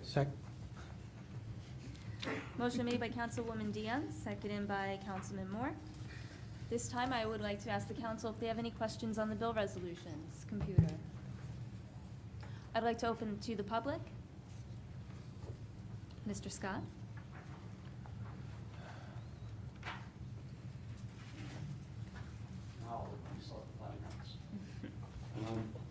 Page 13, had a big item. Picnic tables. How many picnic tables did we buy for 11 grand? Wow, that was what I was thinking also. That was one of our questions as well. And where are they going? Mr. Bezarras, how many picnic tables can we buy for $11,000? I have no idea. And my follow-up question is this the capital money that we authorized in the previous capital budget in Parks and Rec for picnic tables? Yes. All the items that are capital in nature that are in the bill resolution are items that have been approved in previous capital budgets. Thank you. But Mr. Scott, we can have that answer for you tomorrow on exactly how many tables. That works If for you me. like. Page 19, public defender. Do we have court every day that there's a public defender available? I thought court was once a week. Am I wrong? Court is 3 times a week, sometimes 4 times a week, when there's conflicts. Okay, because I'm looking at the bill, and this public defender was there December 2nd, December 3rd, December 4th. Seems like it's every day. Or do they run 3 consecutive days?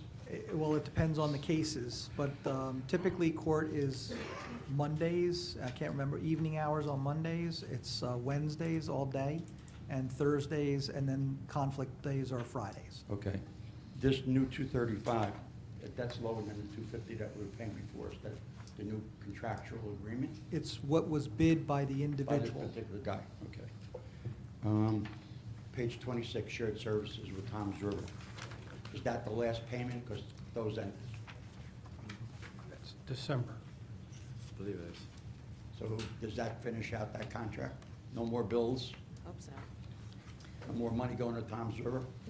It should, because that was probably the, what page was that on? It's page 26, It's takes care of code on enforcement. the bottom of page 27.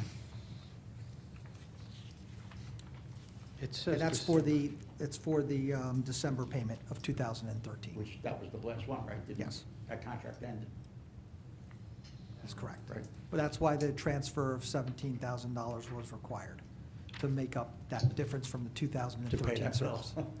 Okay. And page 30, curious question, Weissluder. It says, I assume that number 111 was a police car, where we put in a transmission for $2,600. I mean, how old was that car? Is it that's on its way out? I mean, I'm just worried about paying $2,600. How long, what's the longevity of that car? There were two of them there. Which was I see number paid out 111 like and $5,000. 129. Yes. I believe they're separate cars. Two different transmissions were put in. Well, once But it's- a longevity of a police car, I don't know the exact price, but I would imagine it's a hefty to be, equipped for police. So for $2,600 of transmission Yeah, goes. And again, I didn't get a chance to look at the bill, the, accounts payable.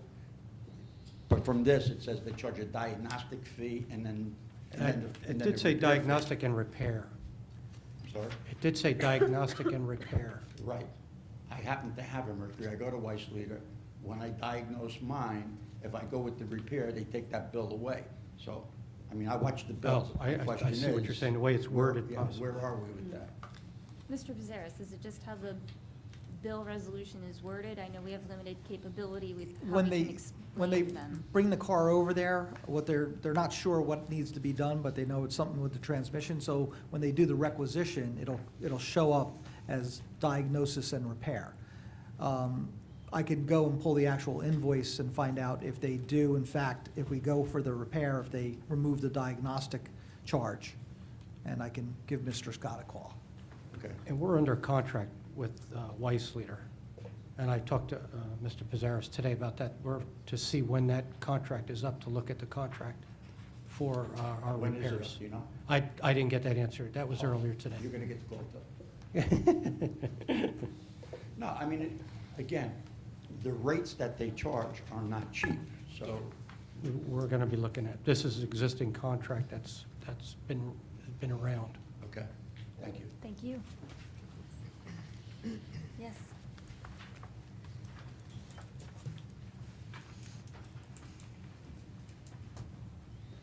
Good evening, everyone. How you doing? I'm Michelle from Evergreen Woods.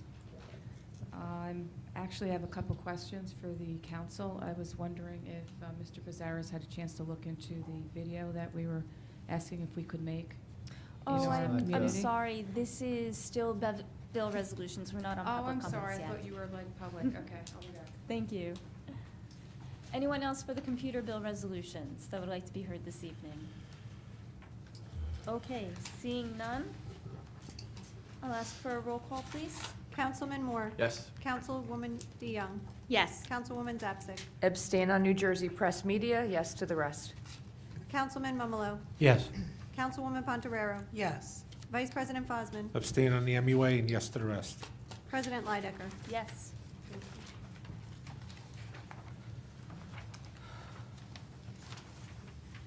Thank you. Moving on to Bill Resolution Manual 2014. Be it resolved by the Township Council of the Township of Brick that the following bills be paid and that the mayor and clerk be and are hereby authorized to draw orders on the treasurer for the amounts of the same. Manual bill resolution in the amount of $1,504,686.05. Motion and second, please. Make a motion? Second. Motion made by Council Vice President Fosman, seconded by Councilwoman DeYoung. I'd like to open this to the public. for manual resolution 2014? I'm not calling on you again. Seeing none, questions from council? Okay, I'll call for a roll call, please. Councilman Moore. Abstain on township payroll and yes to the rest. Councilwoman DeYoung. Yes. Councilwoman Zapsik. Yes. Councilman Mumalo. Yes. Councilwoman Pontorero. Yes. Vice President Fosman. Yes. President Leidecker. Yes. Thank you. Thank you. So we are introducing our first ordinance of the year. And I will ask the clerk to read the title of the ordinance into record, please. An ordinance of the Township of Brick, County of Ocean, State of New Jersey, amending and supplementing the Township Code of the Township of Brick so as to create Chapter 75 entitled Abandoned Property. Thank you. This ordinance is on the first reading, and many of you know that we do not have public comment on the first reading. But I do have a brief description for you. This came out of the Land Use Committee. The brief description is, the Township of Brick may direct the public officer to identify abandoned properties. There's criteria set forth to assist in identifying those properties. All of the data is considered and a list is established. Properties can be added and removed from that list at any time. If a property is on the list, the owner does have a means in this ordinance to be able to remove their belongings from the property. If a property is on the established list and there is no action or response to have been taken to remove the property from the list, then it could possibly be sold at a tax sale or a special tax sale. That is a very brief overview. I believe that there are copies of this ordinance for public viewing if you have more questions. When we get to the second reading, we will have our construction code official, Mr. Dan Newman, and we also have the attorney here present to answer any questions that the council, they're the professionals, so we'll let them answer the questions. I would like a motion and a second. Motion. Second. Motion made by Councilwoman Zapsik and seconded by Councilman Mumalo. Roll call, please. Councilman Moore. Yes. Councilwoman DeYoung. Yes. Councilwoman Zapsik. Yes. Councilman Mumalo. Yes. Councilwoman Pontorero. Yes. Vice President Fosman. Yes. President Leidecker. Yes. Thank you. Moving on to public comments, please note that each person addressing the council during any section of the meeting during which public comment is permitted shall limit his or her remarks to 5 minutes pursuant to Brick Township Administrative Code, Section 2-33B. Yes, Mr. Slunka.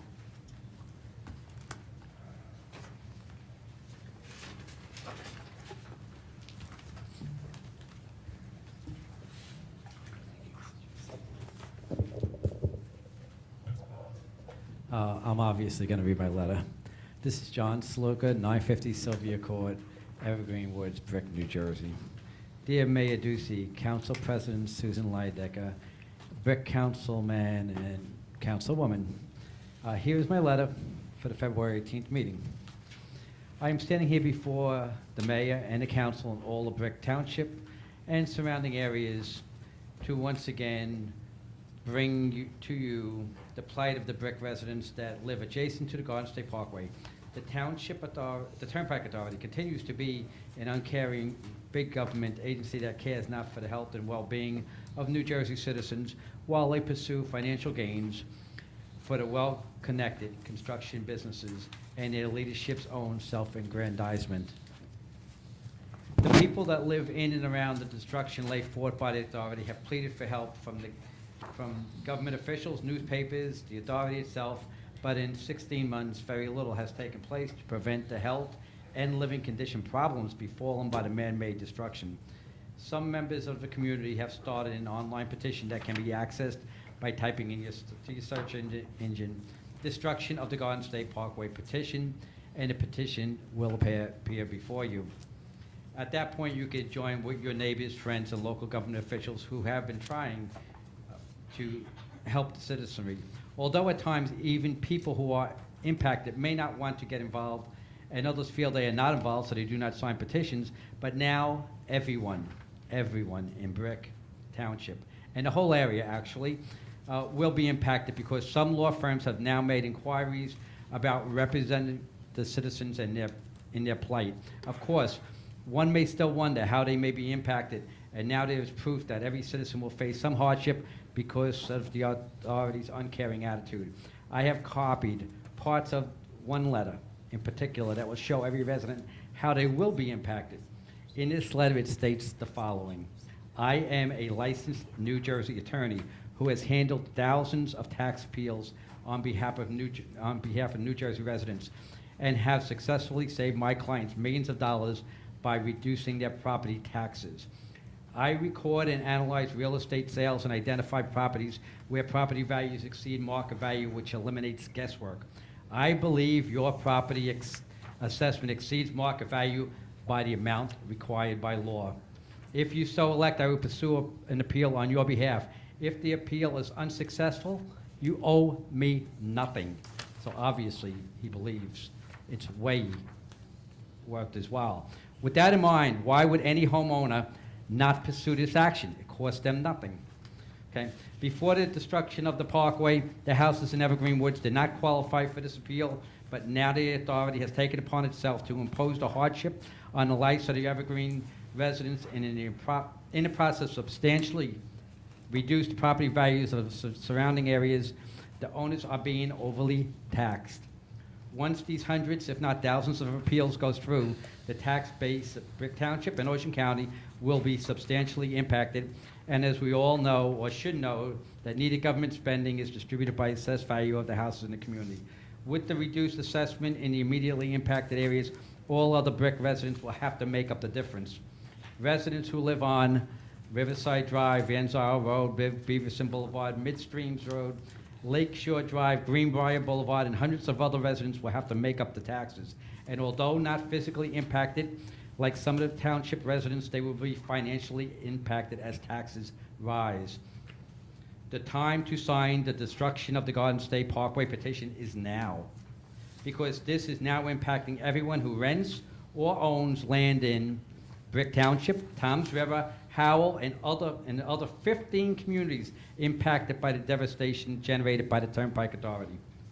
Thank you once again, obviously, for all your support, because you guys have been pretty good and actually pretty great. Wish everybody else was like you all. Okay, John Sluka, Evergreen Woods. Thank you. Thank you. Mr. Foster?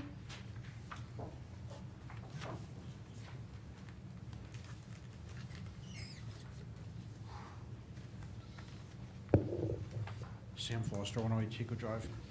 First, I wanted to thank Mary Ducey for the removal of the traffic red light cameras. I think I read in the newspaper that it's effective today. Am I correct? So after today it's over. Because as I was saying to Councilman Moore before the meeting, I've seen several near accidents at Route 70, and I've had some experiences too. I had to make a quick right-hand turn because the light was changing from yellow. I actually got 2 tickets, which I could have fought in court, but I decided just to, no take points, so I just paid it. Wasn't worth the aggravation. So thank you for that. I appreciate that. And I think that we'll have a safer town because of it. So I want to thank you for that. And the other question, I want to make a question about the bad weather that we're having. The state of New Jersey has reported from news reports that they're running low on salt, and they only have enough salt more because of stupid government red tape. What else is new? There's a ship in Maine port, but it's not flying an American flag, so it can't sail the ports in New Jersey to deliver salt. And according to the state of New Jersey, the report is that they don't have enough salt for more than one more large storm. Now, I want to know in town, I don't know if Mr. Campbell's still here or not, but how is our salt situation in town as far as, do we have enough for, does anybody know, Mr. Pizarris, or, I know Mr. Campbell just left, unfortunately, but. Our salt situation is the same as the state's. We Not have good, in other maybe words. about 150 to 100 tons. Normal course of action is that we distribute 300 tons in a storm. So we don't even have enough to actually do all the roadways if we get another storm. We But can you- only have to, we would limit it to curves and hills. And you have enough for my neighborhood, right? I'm only kidding. If you're on I'm a only- I'm curve only or a kidding. hill. I'm only kidding. This is a dumb question, but Mr. Pizarris, maybe you can answer this, or anyone else. What is wrong with, and again, this might seem a dumb question, but what is wrong with desalination, like seawater, we're on the coast, and You know, because I know that in some parts of the world, they actually do evaporate seawater, leaving behind the minerals like salt. Or does the salt have to be processed to remove impurities to make it pure salt in order to use on the roads, or do you know offhand? I would imagine, because I remember the ice storms in the 1990s. I had to drive 60 miles to work every day, and I was a computer operator, so I had to be there. I remember those days. It was me and the state police and plows on the road, and that was it. And I was terrified because the roads are sheets of ice. I remember what happened back in those days. Fortunately, our town, we had not only ice, but also that chemical substance that was worked below 0 degrees Fahrenheit, so it was fantastic. But I just want to ask about that. And let me see. Oh, it's a bad thing about using iPod touches instead of paper, because when it powers off. Oh, yeah. The other question I had was about the Food Town site. Has the state given us a date on when they're going to remove the, I see they have trailers there that I guess someone is monitoring the site. And there's also some JCP&L powered trucks that are parked there. And, you know, like there's some boats and stuff. Has the state given us any dead time when they're going to be removing all of those, all that stuff from the site there? I have not heard a final closure of the TDMA site, but, and I will ask Trish Totaro. She's actually coordinating that effort. And if you give me a call in the office tomorrow, I'll have an answer for you. Okay, thank you. All right, thank you very much. Thank you. Michelle?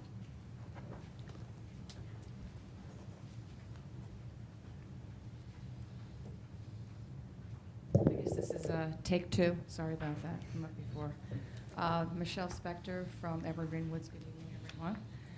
I just have some questions for this evening. I was wondering about if Mr. Pizarro's got the links that I sent him for the video that they did in Laurelbrook in East Brunswick that got them a wall. I did receive your email transmission. I haven't had a chance to pursue it because Okay. with all the other issues we're having in town, in particular trying to find salt anywhere and actually contacting other entities, and they're all in the same boat. So I haven't had a chance to review that or look into it. Okay, all right. Or is it possible we could get a list where all the basins were supposed to be? There was a list New Jersey Turnpike Authority had when they came here for them, I think it was March 15, 2012. Do they have a list of where the original basins were supposed to be installed? Because we think that they actually moved it from a different spot, according to a letter I got from the Turnpike Authority. There were some kind of negotiations, and trees were being cut while the spot was being negotiated, so more trees were cut than were supposed to be cut, and we never really got an answer from anyone, including the DEP that signs the permits, Charlie Welch. So I was wondering if we can get a list, and if from that mistake there were alternative plans that were made from that, and if they did change the location, why there was no public comment period on that, and why detention basins and not ditches. It never floods in our area. We never really got an answer from anyone why it was being, the detention basin was put where it was when it wasn't necessary. It doesn't flood there. I've lived here for a long time, and it never floods there in that part of the parkway. And I was trying to find out, and I can't find out, if these detention basins, I have understood that they were supposed to be federally funded, that the money that came for the basins was federally funded, and I haven't been able to find any more information except for one article. And that might give us something else that we can do as opposed to fighting with the Turnpike Authority. If maybe I get help from the federal government, perhaps, I don't know. And let me see. Oh, and also if the administration here and then council members would actually talk to the DEP instead of talking to the Turnpike Authority and get some straight answers. We actually had him visit our community, and he never really answered our questions. I asked him, well, don't you think that we should have had a noise study when there was already one and they admitted there was a problem? He didn't even know where we were, that we were having any kind of problem. He had to talk to one of his workers to find out what area we were talking about. And on the permit, everything is north of, I think it's either north or south of us, There's nothing having to do with where we are. We already had a problem. Nobody did a noise study. So we would really like a noise study done because, I mean, we documented everything, but I mean, in a court of law, they're going to like, well, you know, that's not a real noise study. You know, you have to, I forgot how it's supposed to be done, you know, has to get done by certified federal or state person. I don't know exactly how that works. But it was inadequate because we had a problem and it was ignored. It went ignored. The shoulders had a categorical exclusion, which I think is how they got around this whole thing. So they didn't, also, and I asked them why, you know, there was no sound study when you have two projects, two parts of the project going side by side, obviously affecting many communities. He said, well, you know, engineers are linear thinkers, like that was supposed to explain away everything. And we tried to find him, well, when they were cutting down the trees, when they were negotiating where the spot was supposed to be or moving the spot, you know, he didn't have control. They didn't have control over the workers. You know, where was that spot? We can't find out where that spot was that they cut down that they weren't supposed to cut down. We've gotten no answers from the DEP, so maybe some straight answers would be nice. Let's see what else. Also, we didn't know anything about any clear zones. I don't know if when they made their presentation they actually mentioned clear zones. They mentioned the 12-foot, you know, was it 12-foot wide lanes and shoulders, but they didn't say anything about clear zones because they gave us the DEP gave us a hard time about installing either a berm or a wall because of clear zones. I don't know anything about that, but if we could get any of these things, that would be marvelous because that would help us. Thank you, Ms. Spector. We And have thanks your for coming on the information. freezing cold day, everybody, all your support and for the trees. Really appreciate it. Thanks a lot. Thank you. Mr. Rapocchio?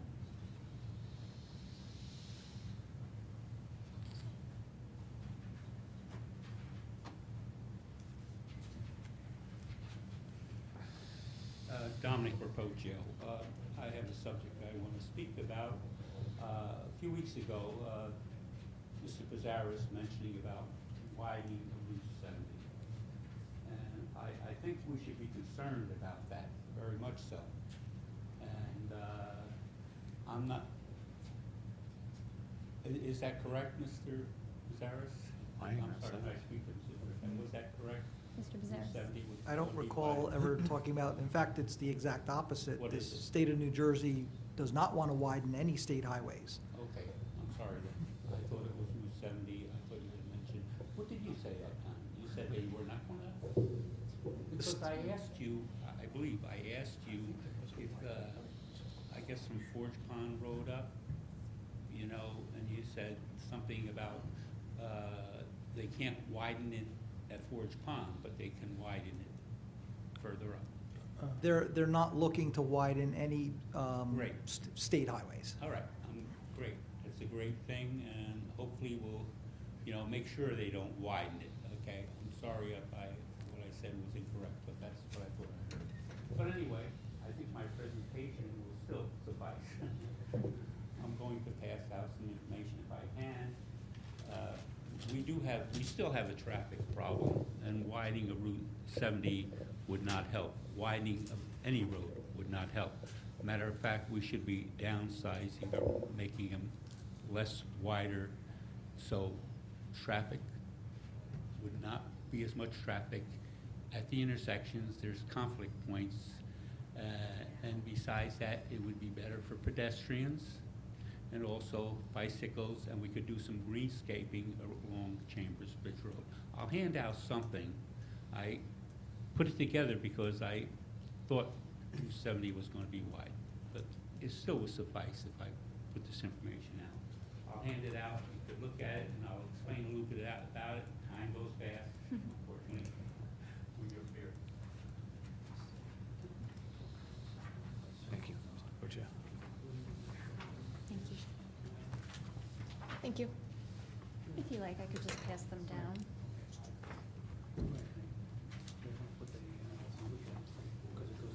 Thank you.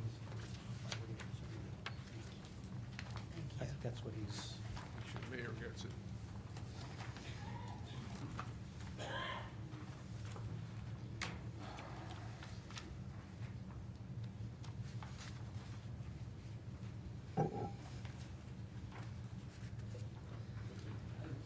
There's a little write-up about wider roads and what they do with pedestrian activity. I won't go through that much, but I also have a kind of a map which shows one-way road.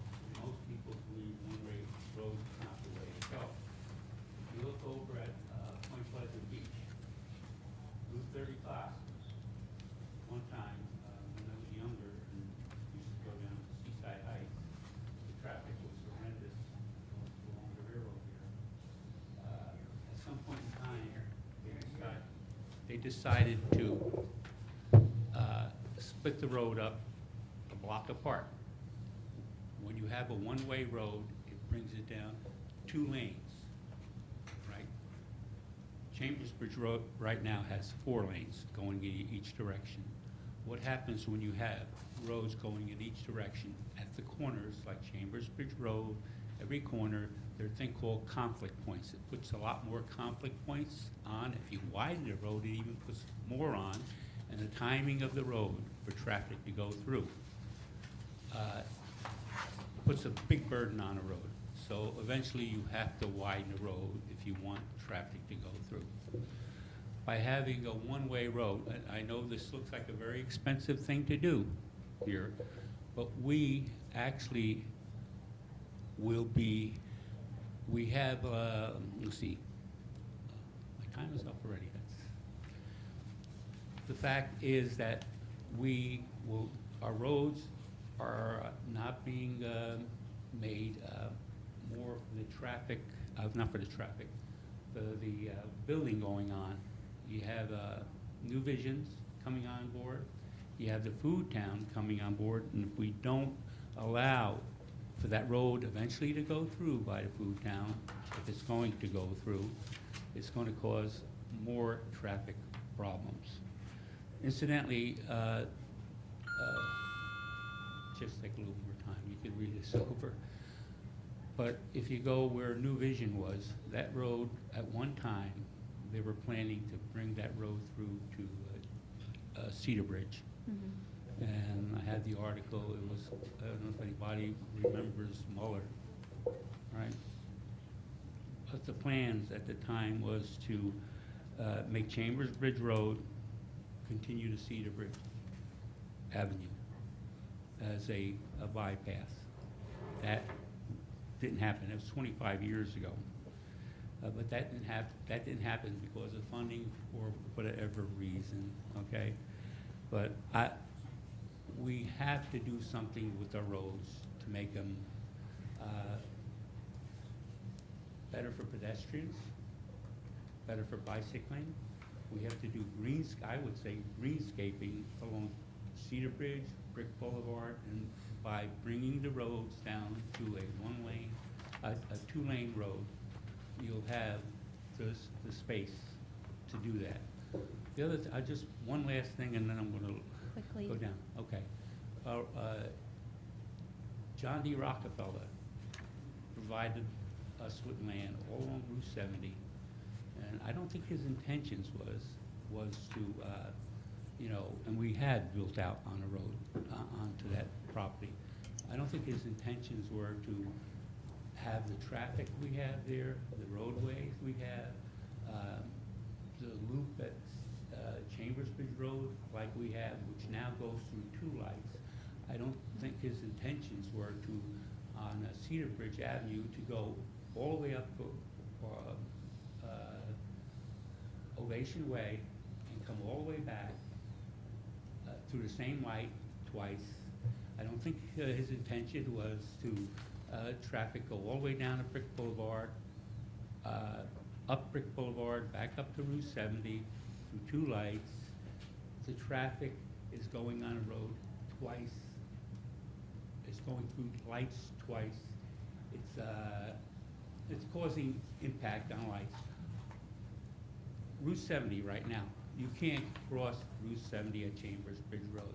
If you look at the display I gave you there, they have a thing called a tight interchange, a tight diamond interchange, right? And Route 70 right now can be lowered. You won't even see Route 70. It can be lowered because Chambers Bridge Road is actually about 20 feet higher than Brick Boulevard on one end and Cedar Bridge on the other end, and it can be lowered. And you could put sidewalks across, all right? And the traffic on Route 70 would have no effect on the lights because it would go under Route 70. Anyway, I'm sorry it took so much time. I tried to explain as much as I could, but take a look at it. You know, I'm sure it's not perfect, but I think it would be something in the future that we might want to look at. Thank you. Thank you. Mr. Scott?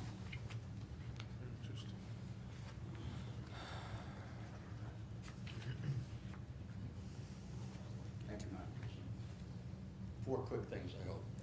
Number one, something that you mentioned at the end of the tax assessor's presentation about tax appeals. And you're right, we lose a tax appeal, we pay it all back. It's not distributed. I was wondering if Mr. Pizarro knows, whatever happened to that bill where it was being considered that if a tax appeal was won, the money was going to be distributed by all parties? Hold on to your answer so I don't lose my 5 minutes. The second thing is, I was looking at the municipal reports, and again, John did the right thing as far as the red lights are concerned and whatnot, but we're gonna start getting hurt for some revenue. And you came up with a good point, you don't wanna balance the budget on certain things. 2 things I wanna ask about. Number one is, you only got $103,265 in fees. We haven't increased our fees downstairs in the building department in a very long time. We're not gonna cover up cost. We're not doing shared services anymore. I don't know what the new resolution is to that, but with everyone in business and finance, I really think you ought to try to move that along. Something has to be done there. If it's been done already or it's being considered, you can let me know. One of the other things that I want to bring out, and I brought this up at a meeting, and I talked to the police chief about this, are EMS services. Again, ambulance calls that we charge $650 are mostly reimbursed by Medicare, Medicaid, does not come out of the individual. Our ordinance says we don't go after people for any balance of money as long as they're a Brick resident. However, towns right by us, Tom's River has an ordinance, it's $800. I had the township clerk check that. It is sure that they charge $800. Lakewood gets $800. Our billing company, when asked, says that the average that Medicare is willing to pay is $800. So, and going over the number of calls, we're missing out on $800,000 a year. Every month you put off bringing this up costs us money. It's a win-win situation that really doesn't hurt anybody. I'd really like you to give that some consideration. The last thing is I had to go to the building department with a friend today to try to get a permit. He was unfortunate, he lives on the water, he had to demolish his house. So he went and got a demolition permit. He's moving forward, comes in to get the building permit. Lo and behold, he's told that he needed a final inspection on the demolition. So I asked the gentleman at the counter, is this on the original demolition permit? Do people know that they have to come back, have somebody look when the house is gone? And I get this little dance around thing. I said, look, you're dancing the wrong guy. Are they told or are they not told? And if they're not told, is this not followed up by the person who was in charge? Kind of didn't get an answer to that. So I think people should be made aware before they do anything. They got to come back, and somebody has to go out and make sure the house is really gone for whatever reason. So if you consider those 2 things, you know, we do need a revenue stream, and I'd like to hear Mr. Pizarro's answer on the tax appeals. Mr. Pizarro, do we have an answer on the tax appeals? Yeah, the bill died, so therefore it has to go through committee, come back out, and get before it on the floor for the legislature to vote again. Okay. But I have a feeling the school boards are gonna NJEA is going to come out and lobby the heck out of it. With regard to your question about the fees, we have all of the fees except for electrical have already been revamped. We want to do one resolution altogether. The reason why the electrical wasn't done is because Mr. Newman doesn't have the expertise to do those fees. So we had to wait until we had our subcode and inspector on, because they're the ones who have to take a look and figure out how many what we want to do is figure out how many we have a lot of permits right now, obviously, because there's a lot of rebuilding. We want to project out 3 years and see where the permits are going to be in the third year, and have our prices go along with what the projections are, so that the department breaks even, or is close to even as it should.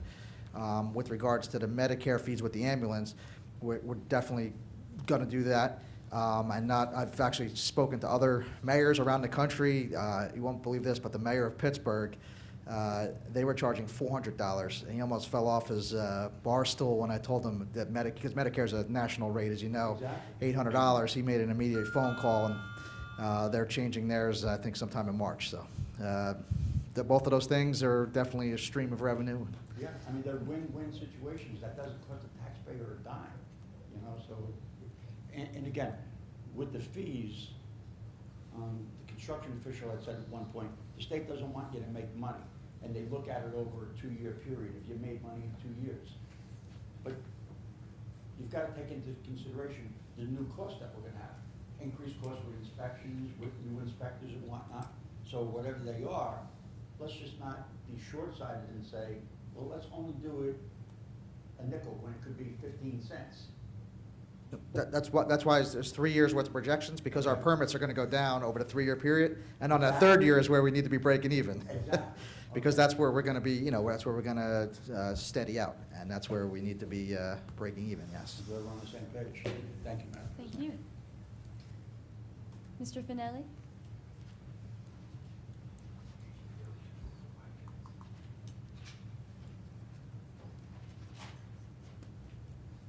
Just a couple observations and questions. You were looking at the tax rate tonight, ratables, whatever you're looking at. You're looking to decrease them, right? We'll see what happens with the budget. No, no. Of course, we're looking to save money any way possible. Okay. Yes. Well, because everything went on, you're probably looking to increase them. Just something you said about the people who don't pay their taxes. We have to pay the taxes for that. We do have a reserve for that, right? We do have a reserve. About $2 and million. that's in our budget. I don't know what the About $2 projected million, 2014 is. More or less?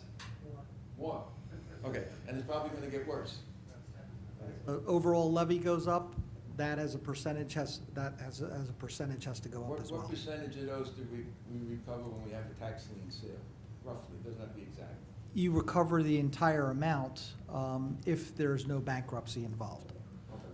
But your cash flow, you're doing the reserve for uncollected taxes for cash flow purposes. Okay, so it's like, you get it back and you start all over again, and it's probably gonna get worse. Without passing judgment, one way or the other, we lost $800,000 in revenue in the red light cameras, roughly, right? This year? About $640,000 a year is what it averaged. Okay, so 800, whatever. But it went up every year, which amazed me. I saw the first year, the second year, then they were all in, and then the third year it was like 800,000 in revenue. Even though the cameras have been in, people are still going through the red lights more. Right. It does not appear to alter people's behavior as advertised. But it's gonna alter our revenue. Okay, we're selling a liquor license for minimum of $500,000. And while that's nice, that's a one-shot deal if we get that, but I remember the last time we had it, we didn't even come close to getting it, right? What did we put it up for the last time? I believe it was 550 and then 525. Yeah, okay. But if we get it, that's a one-shot infusion into the system. Well, it goes into the surplus that we can utilize in the following year. So But I mean, you can't. it's not like we sell it today and spend the money tomorrow. Yeah. Are we looking to do a reevaluation anytime in the future? I don't have the answer to that, not that I have heard of. Okay. Mr. Pizarris? Probably not. Depending on the parameters that are set forth that the State Division of Taxation puts in place and the county tax administrator and tax board put in place. If you meet any one one thing doesn't actually necessitate the need for a revaluation or reassessment. It's a multitude of things. So they look annually at our ratio studies, our coefficient studies, and that will determine whether or not we have to go and get ordered to do another revaluation. But myself, I look at my house, what I'm assessed at, and I look at the real estate, and I could probably get a tax appeal with it right now. And if the taxes go up, I probably will, because I'm looking at houses like mine that are selling for, well, being listed for 150,000 less than my assessment. And I'm sure I'm not alone, so one hand washes the other, but then you're gonna cause and reaction is gonna go up. I hope that we're getting near budget time, and we're looking to diligently cut expenses in the municipal part, and I realize that's not the biggest part of the whole tax thing, but it is one part of it. And people I read the papers and I see all of these, lesser tax increases. People in Brick and people in New Jersey are not really looking for smaller tax increases. They're really looking for smaller taxes. So if you're going to go and look at expenses, you really got to go where you spend the money, right? And the biggest part of the budget in the municipal government goes to the biggest department, right? And I've been up here in the last several years talking about looking to cut expenses there, and I really don't think we've been able to do it. I'm going to throw a number out. I'm not going to win any friends when I do this, but I'm going to throw it out there anyway. But you have to decide. It's just a number, and I don't have the ability to get inside the number, but I can give you what the number is, all right? I'm ready. You writing? I'm Okay. writing it.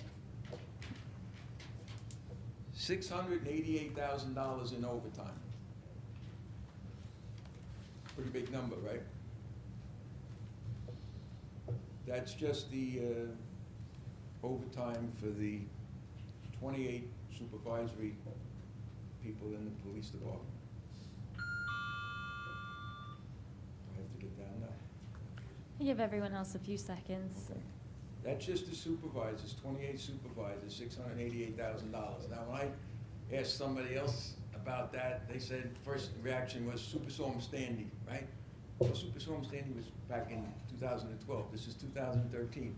I don't know whether this is spread out over the whole year. It was all in the first quarter or whatever it was, but that's something you need to know and look at, and the mayor needs to look at and see, is that an ongoing thing? Because I've been complaining about that for every year, and we haven't had a Superstorm Sandy for every year.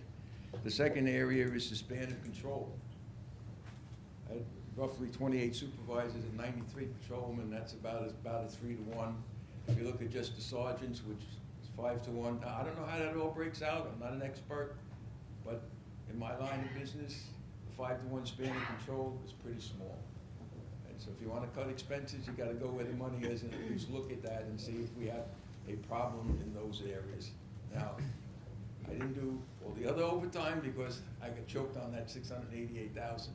I can tell you that I looked at one patrolman, $65,000 in overtime in 1 year. When you're looking at all of these things, don't just look at the base pay, because the base pay is very deceptive.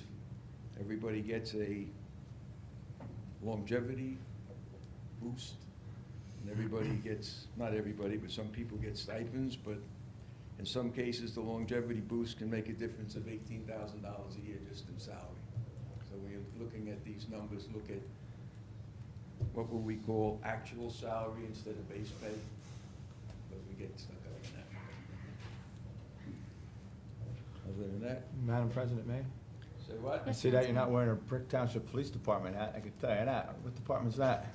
Well, I'm just telling you. I'm letting I'm gonna the put you on the world spot there, know but that you are I wearing a am- police department hat. I am not anti-police. Oh, all okay. right? I don't wanna pick I'm on our talking boys in about- blue, but I see you wearing a police hat there, so I thought it was. That's Conservation Department. All right, Still, okay, I'm just checking. I'm talking about just looking at where the money is being Okay. spent and having an understanding what it is. I'm not casting stones at anybody, but if you wanna cut the budget, you gotta go where the money is, right? You can't nitpick here and go at the bottom and try to save a couple bucks here when you're spending that kind of money. I don't even want to venture a guess what the overall overtime budget was. Maybe it's legitimate, I don't know. But our crime rate did go down in town, I believe. Mr. Mayor, would you, I don't know if you could touch on it, you know any numbers, but I believe our crime rate did drop. We were in double digits, and I believe now we're dropping, we're going to single digits. I believe we're in the single digit category. But just to throw that out there. Thank you, Mr. Fidel. But thank you. Just look at it. Thank you. Thank you. Mr. Reed?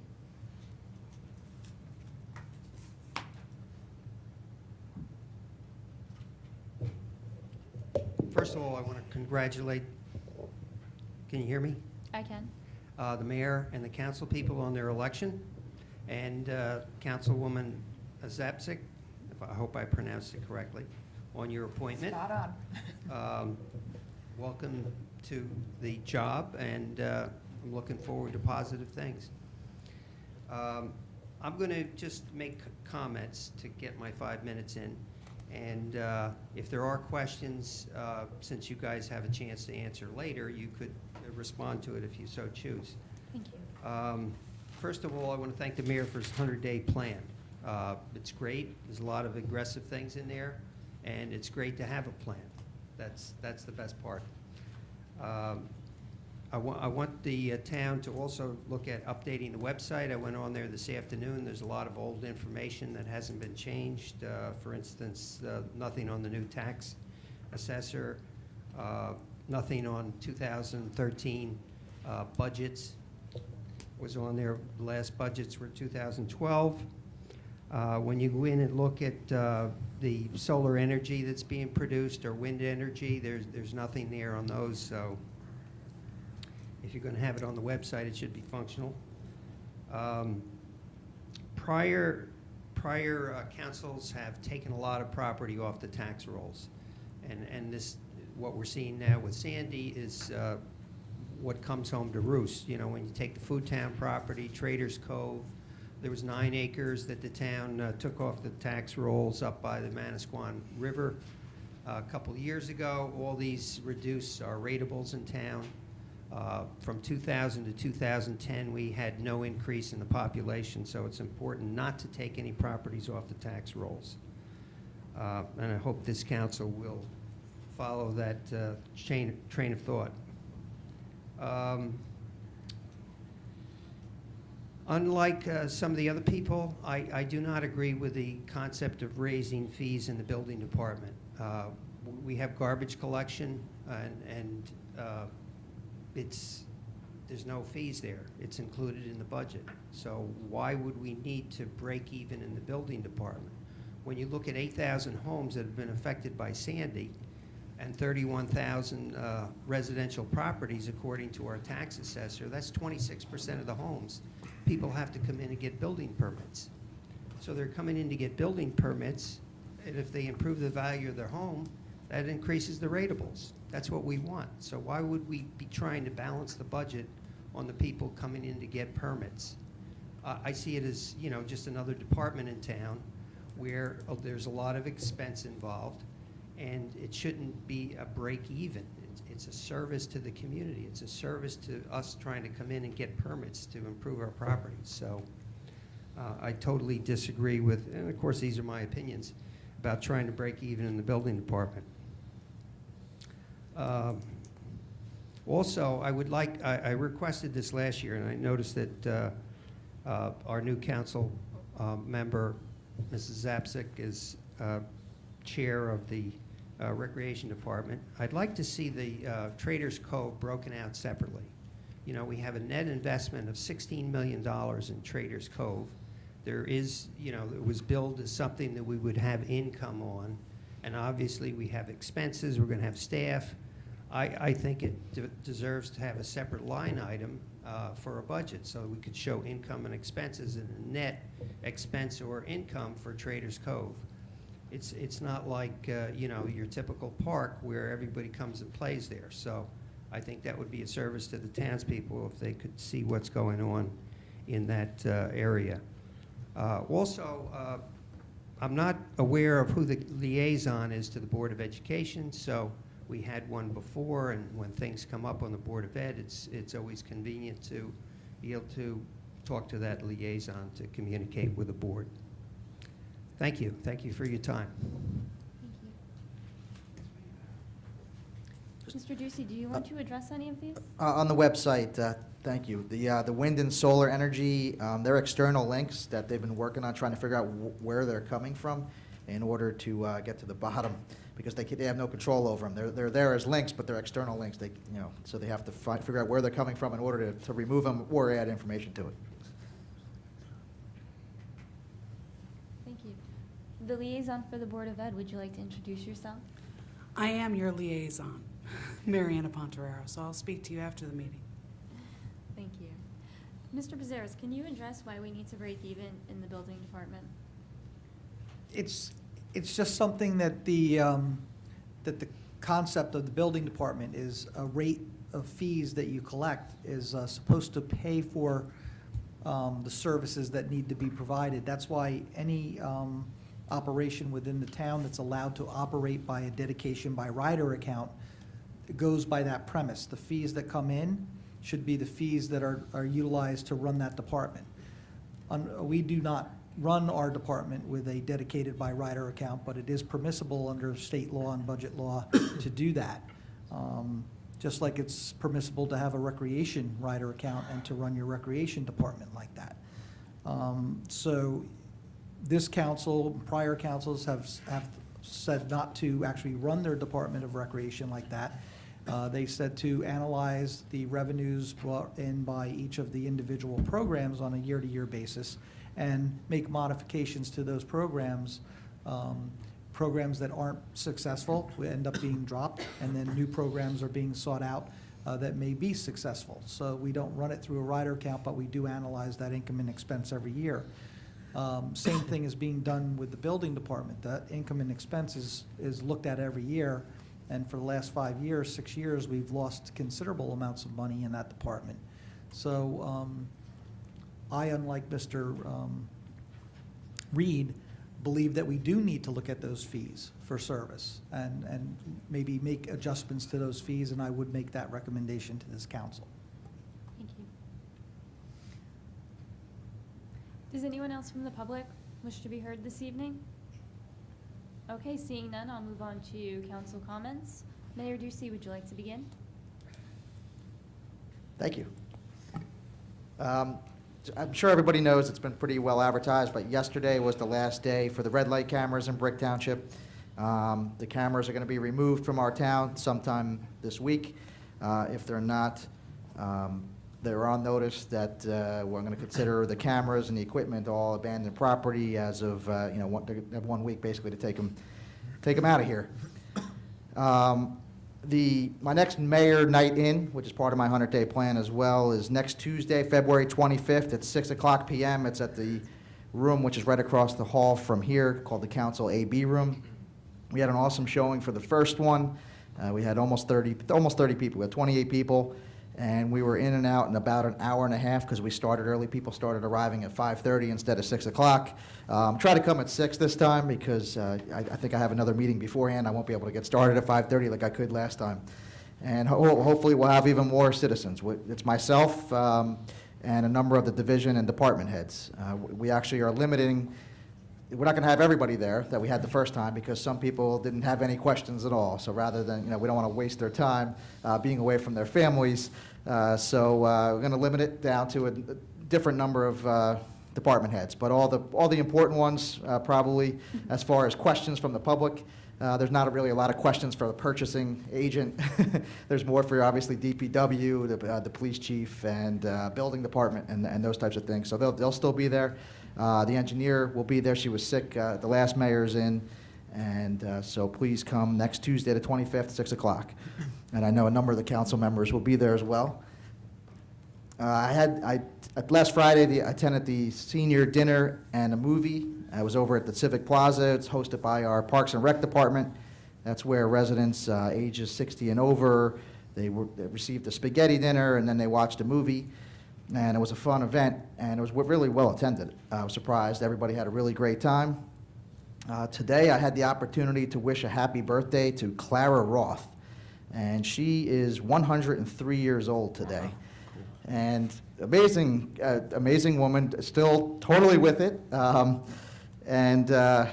She was fun to hang around with for a few minutes today. I was with her for probably about 20, 25 minutes, and with her niece and nephew by marriage were there, as well as a number of her friends that live at the home with her.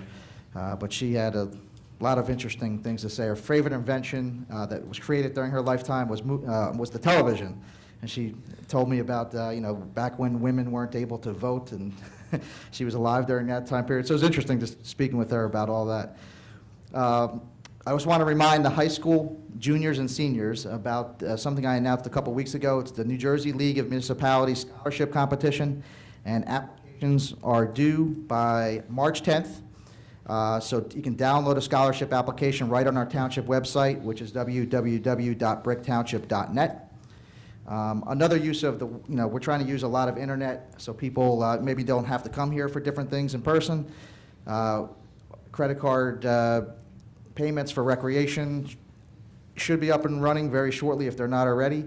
Also, the Clara Roth, her 103rd birthday, you can check out some pictures of her on the Township Facebook page. There's also video of the event on our Instagram account. So we're trying to use a number of media to attract different people who may not watch the meetings on TV. At least they can keep up with the town on the Facebook or Instagram accounts.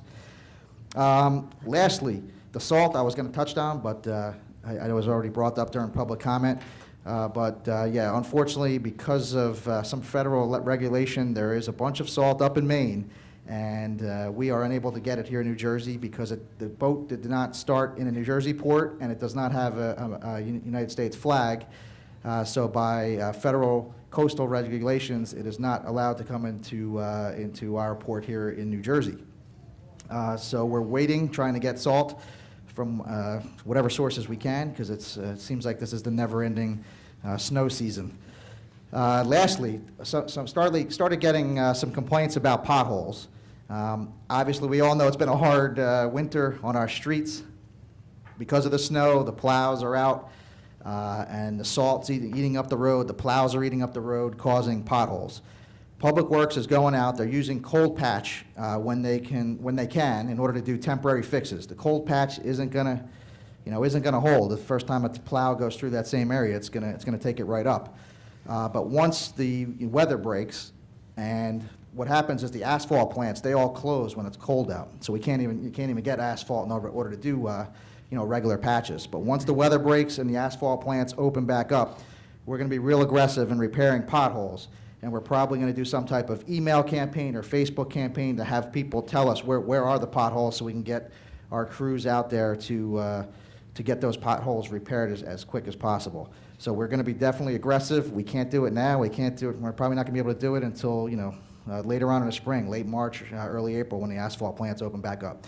But we all know we know about the problems here with the potholes, and we'll be working on it as soon as we can. And thank you very much for the time. Thank you. Mr. Bezerras, do you have anything this evening? Just one thing. There were several comments about police department operations. You have to remember that the police department not only supervises the police officers, they also supervise some 30 civilians, 20 EMTs, 20 dispatchers, and 2 emergency management service personnel that are not police officers. So, and they are a 24/7 operation, so it needs supervision throughout 3 different shifts, actually 4 shifts if you count the swing shift. So it might seem on paper that that's a lot. I thought the same thing when I came in and into my new position. So I did some looking and searching into looking at towns that had similar demographics and similar geography. And the percentage of supervisory personnel to actual police officers was about the same. It only varied by about 1% one way or the other when you went into other towns like Middletown, Berkeley Township, Lakewood, Manchester. The supervisory personnel, SOA officers to regular patrol officers, was just about the same. It was only 1% difference. Thank you. Mr. Keneally, anything this evening? I have nothing this evening. Thank you. Ladies? Nothing, thank you. One day you will, Jen, I promise. Councilman Moore, yourself? Yes, thank you. A couple minor things. First of all, I'd like to thank everybody for coming out this evening. It's nice to see everybody. Second, I'd like to thank the mayor for stepping up and unplugging the cameras. I was never a big fan of those cameras since day one, since me and John walked about and we talked about it some time ago, 2-3 years ago, and John said he was, someday when he becomes mayor, he's going to unplug them. So well done, Mr. Mayor. I'd like to congratulate Irene. Our tax report was extremely well tonight, and she did a great job. I mean, I know she had left. And also Mary, our Grand Marshal, she had left, but I wish her to have fun during the St. Patrick's Day parade. Hope the weather holds out for her and she doesn't get bombarded with snow. Other than that, please drive carefully, and thank you. Thank you. Thank you. Councilwoman Dion? Yes, I would like to also thank Irene for coming out this evening and giving her presentation. I know how busy her office is and has been this past year and a half, I guess it is now. I went over some of the numbers with her just to kind of get a grasp on everything, and it's amazing, the numbers, the sheer numbers and volume of people that she's been helping in her entire office. So thank you. I want to thank her and her entire office for doing what they've been doing. Also, Mary Keeney, we are proud to have you represent Brick, and I'm sure I'll be seeing you at some point along the parade route on March 2nd. I'm looking forward to it. A couple weeks ago, I went with Mayor Ducey and Councilman Mumolo to the Deauville community out on the Barrier Island, and we met with the township engineer and the association, current president and former president, along with a representative of, what is it, the engineering? The state engineering, was that? Yeah, he was a state engineer, yes. There you go, thanks. And they gave us an update of where the state is with the Army Corps of Engineer project along with the revetment wall. So that was very interesting to hear what's going on with that and the progress that they are able to make. I also went to the senior dinner and a movie with the mayor. Everybody is in love with Mayor Ducey and having the red light cameras taken down, so thank you very much for taking them down. Just a couple service announcements. This Thursday, the Chamber of Commerce is having their happy hour at Quaker Steak from 5 to 7. For members, it is $10, and for future members, it is $20 for the happy hour. And then this Saturday is the Bobby Bucher Memorial Foundation. It's Cocktails, Carrabba's, and the Infernos over at St. Dominic's, and it's $75 per person for that event. So thank you so much for everybody to come out, and have a safe trip home. Thank you. Councilwoman Zapsik? Thank you. I too would like to congratulate Mary Keeney. I think it's awesome that Brick Township is going to be represented by her as the Deputy Grand Marshal in the St. Patrick's Day Parade. In our email today, we received a notice from JCP&L that they are going to be conducting spring aerial inspections of the power lines in our area, and apparently this involves, it gets done by helicopter. So weather permitting, it's a 12 to 15 day project, so you might see some low-flying helicopter. It might actually hover over some power lines. It's nothing to be alarmed about if you do see it. It just means that they're doing their job. They're assessing the power lines in our area, and they expect that to be done by the end of March. On Thursday, there is going to be a fundraiser at Boston Market. We have a locally based nonprofit called Rebecca's Rescues here in Brick.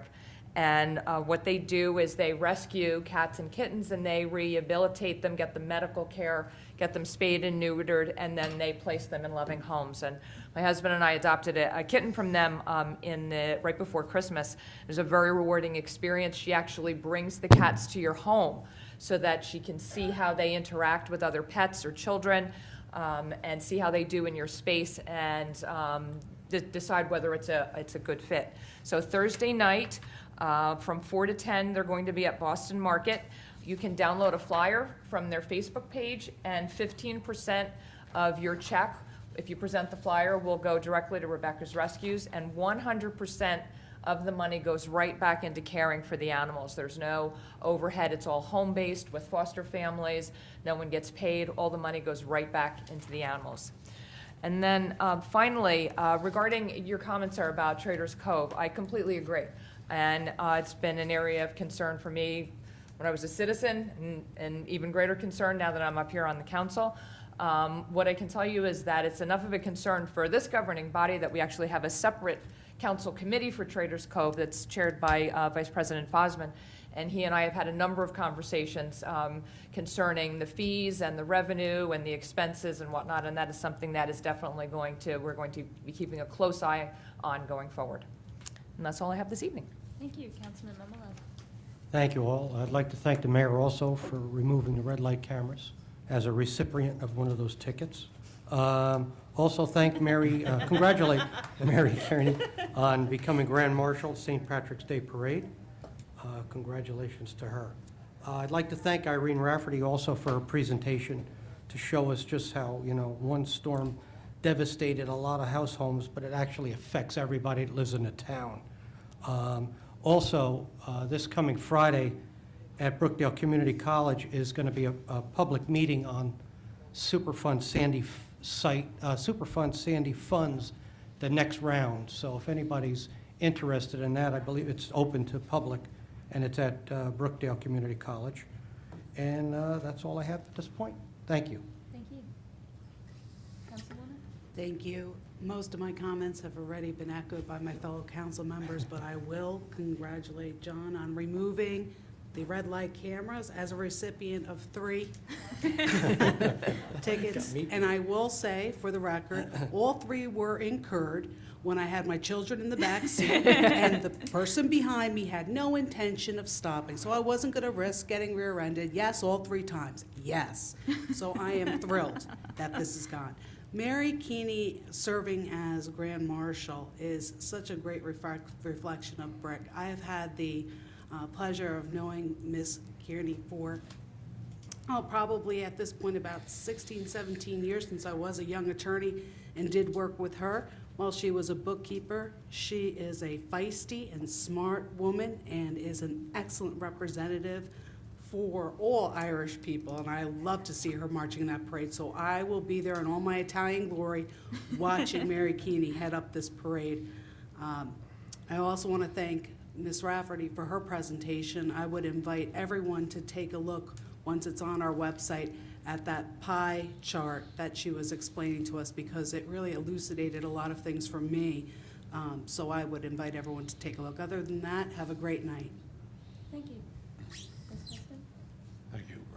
I'd like to thank Mary Keeney for being the Deputy Grand Marshal of the St. Patrick's Day Parade, and Irene Rafferty for her presentation of the tax assessor.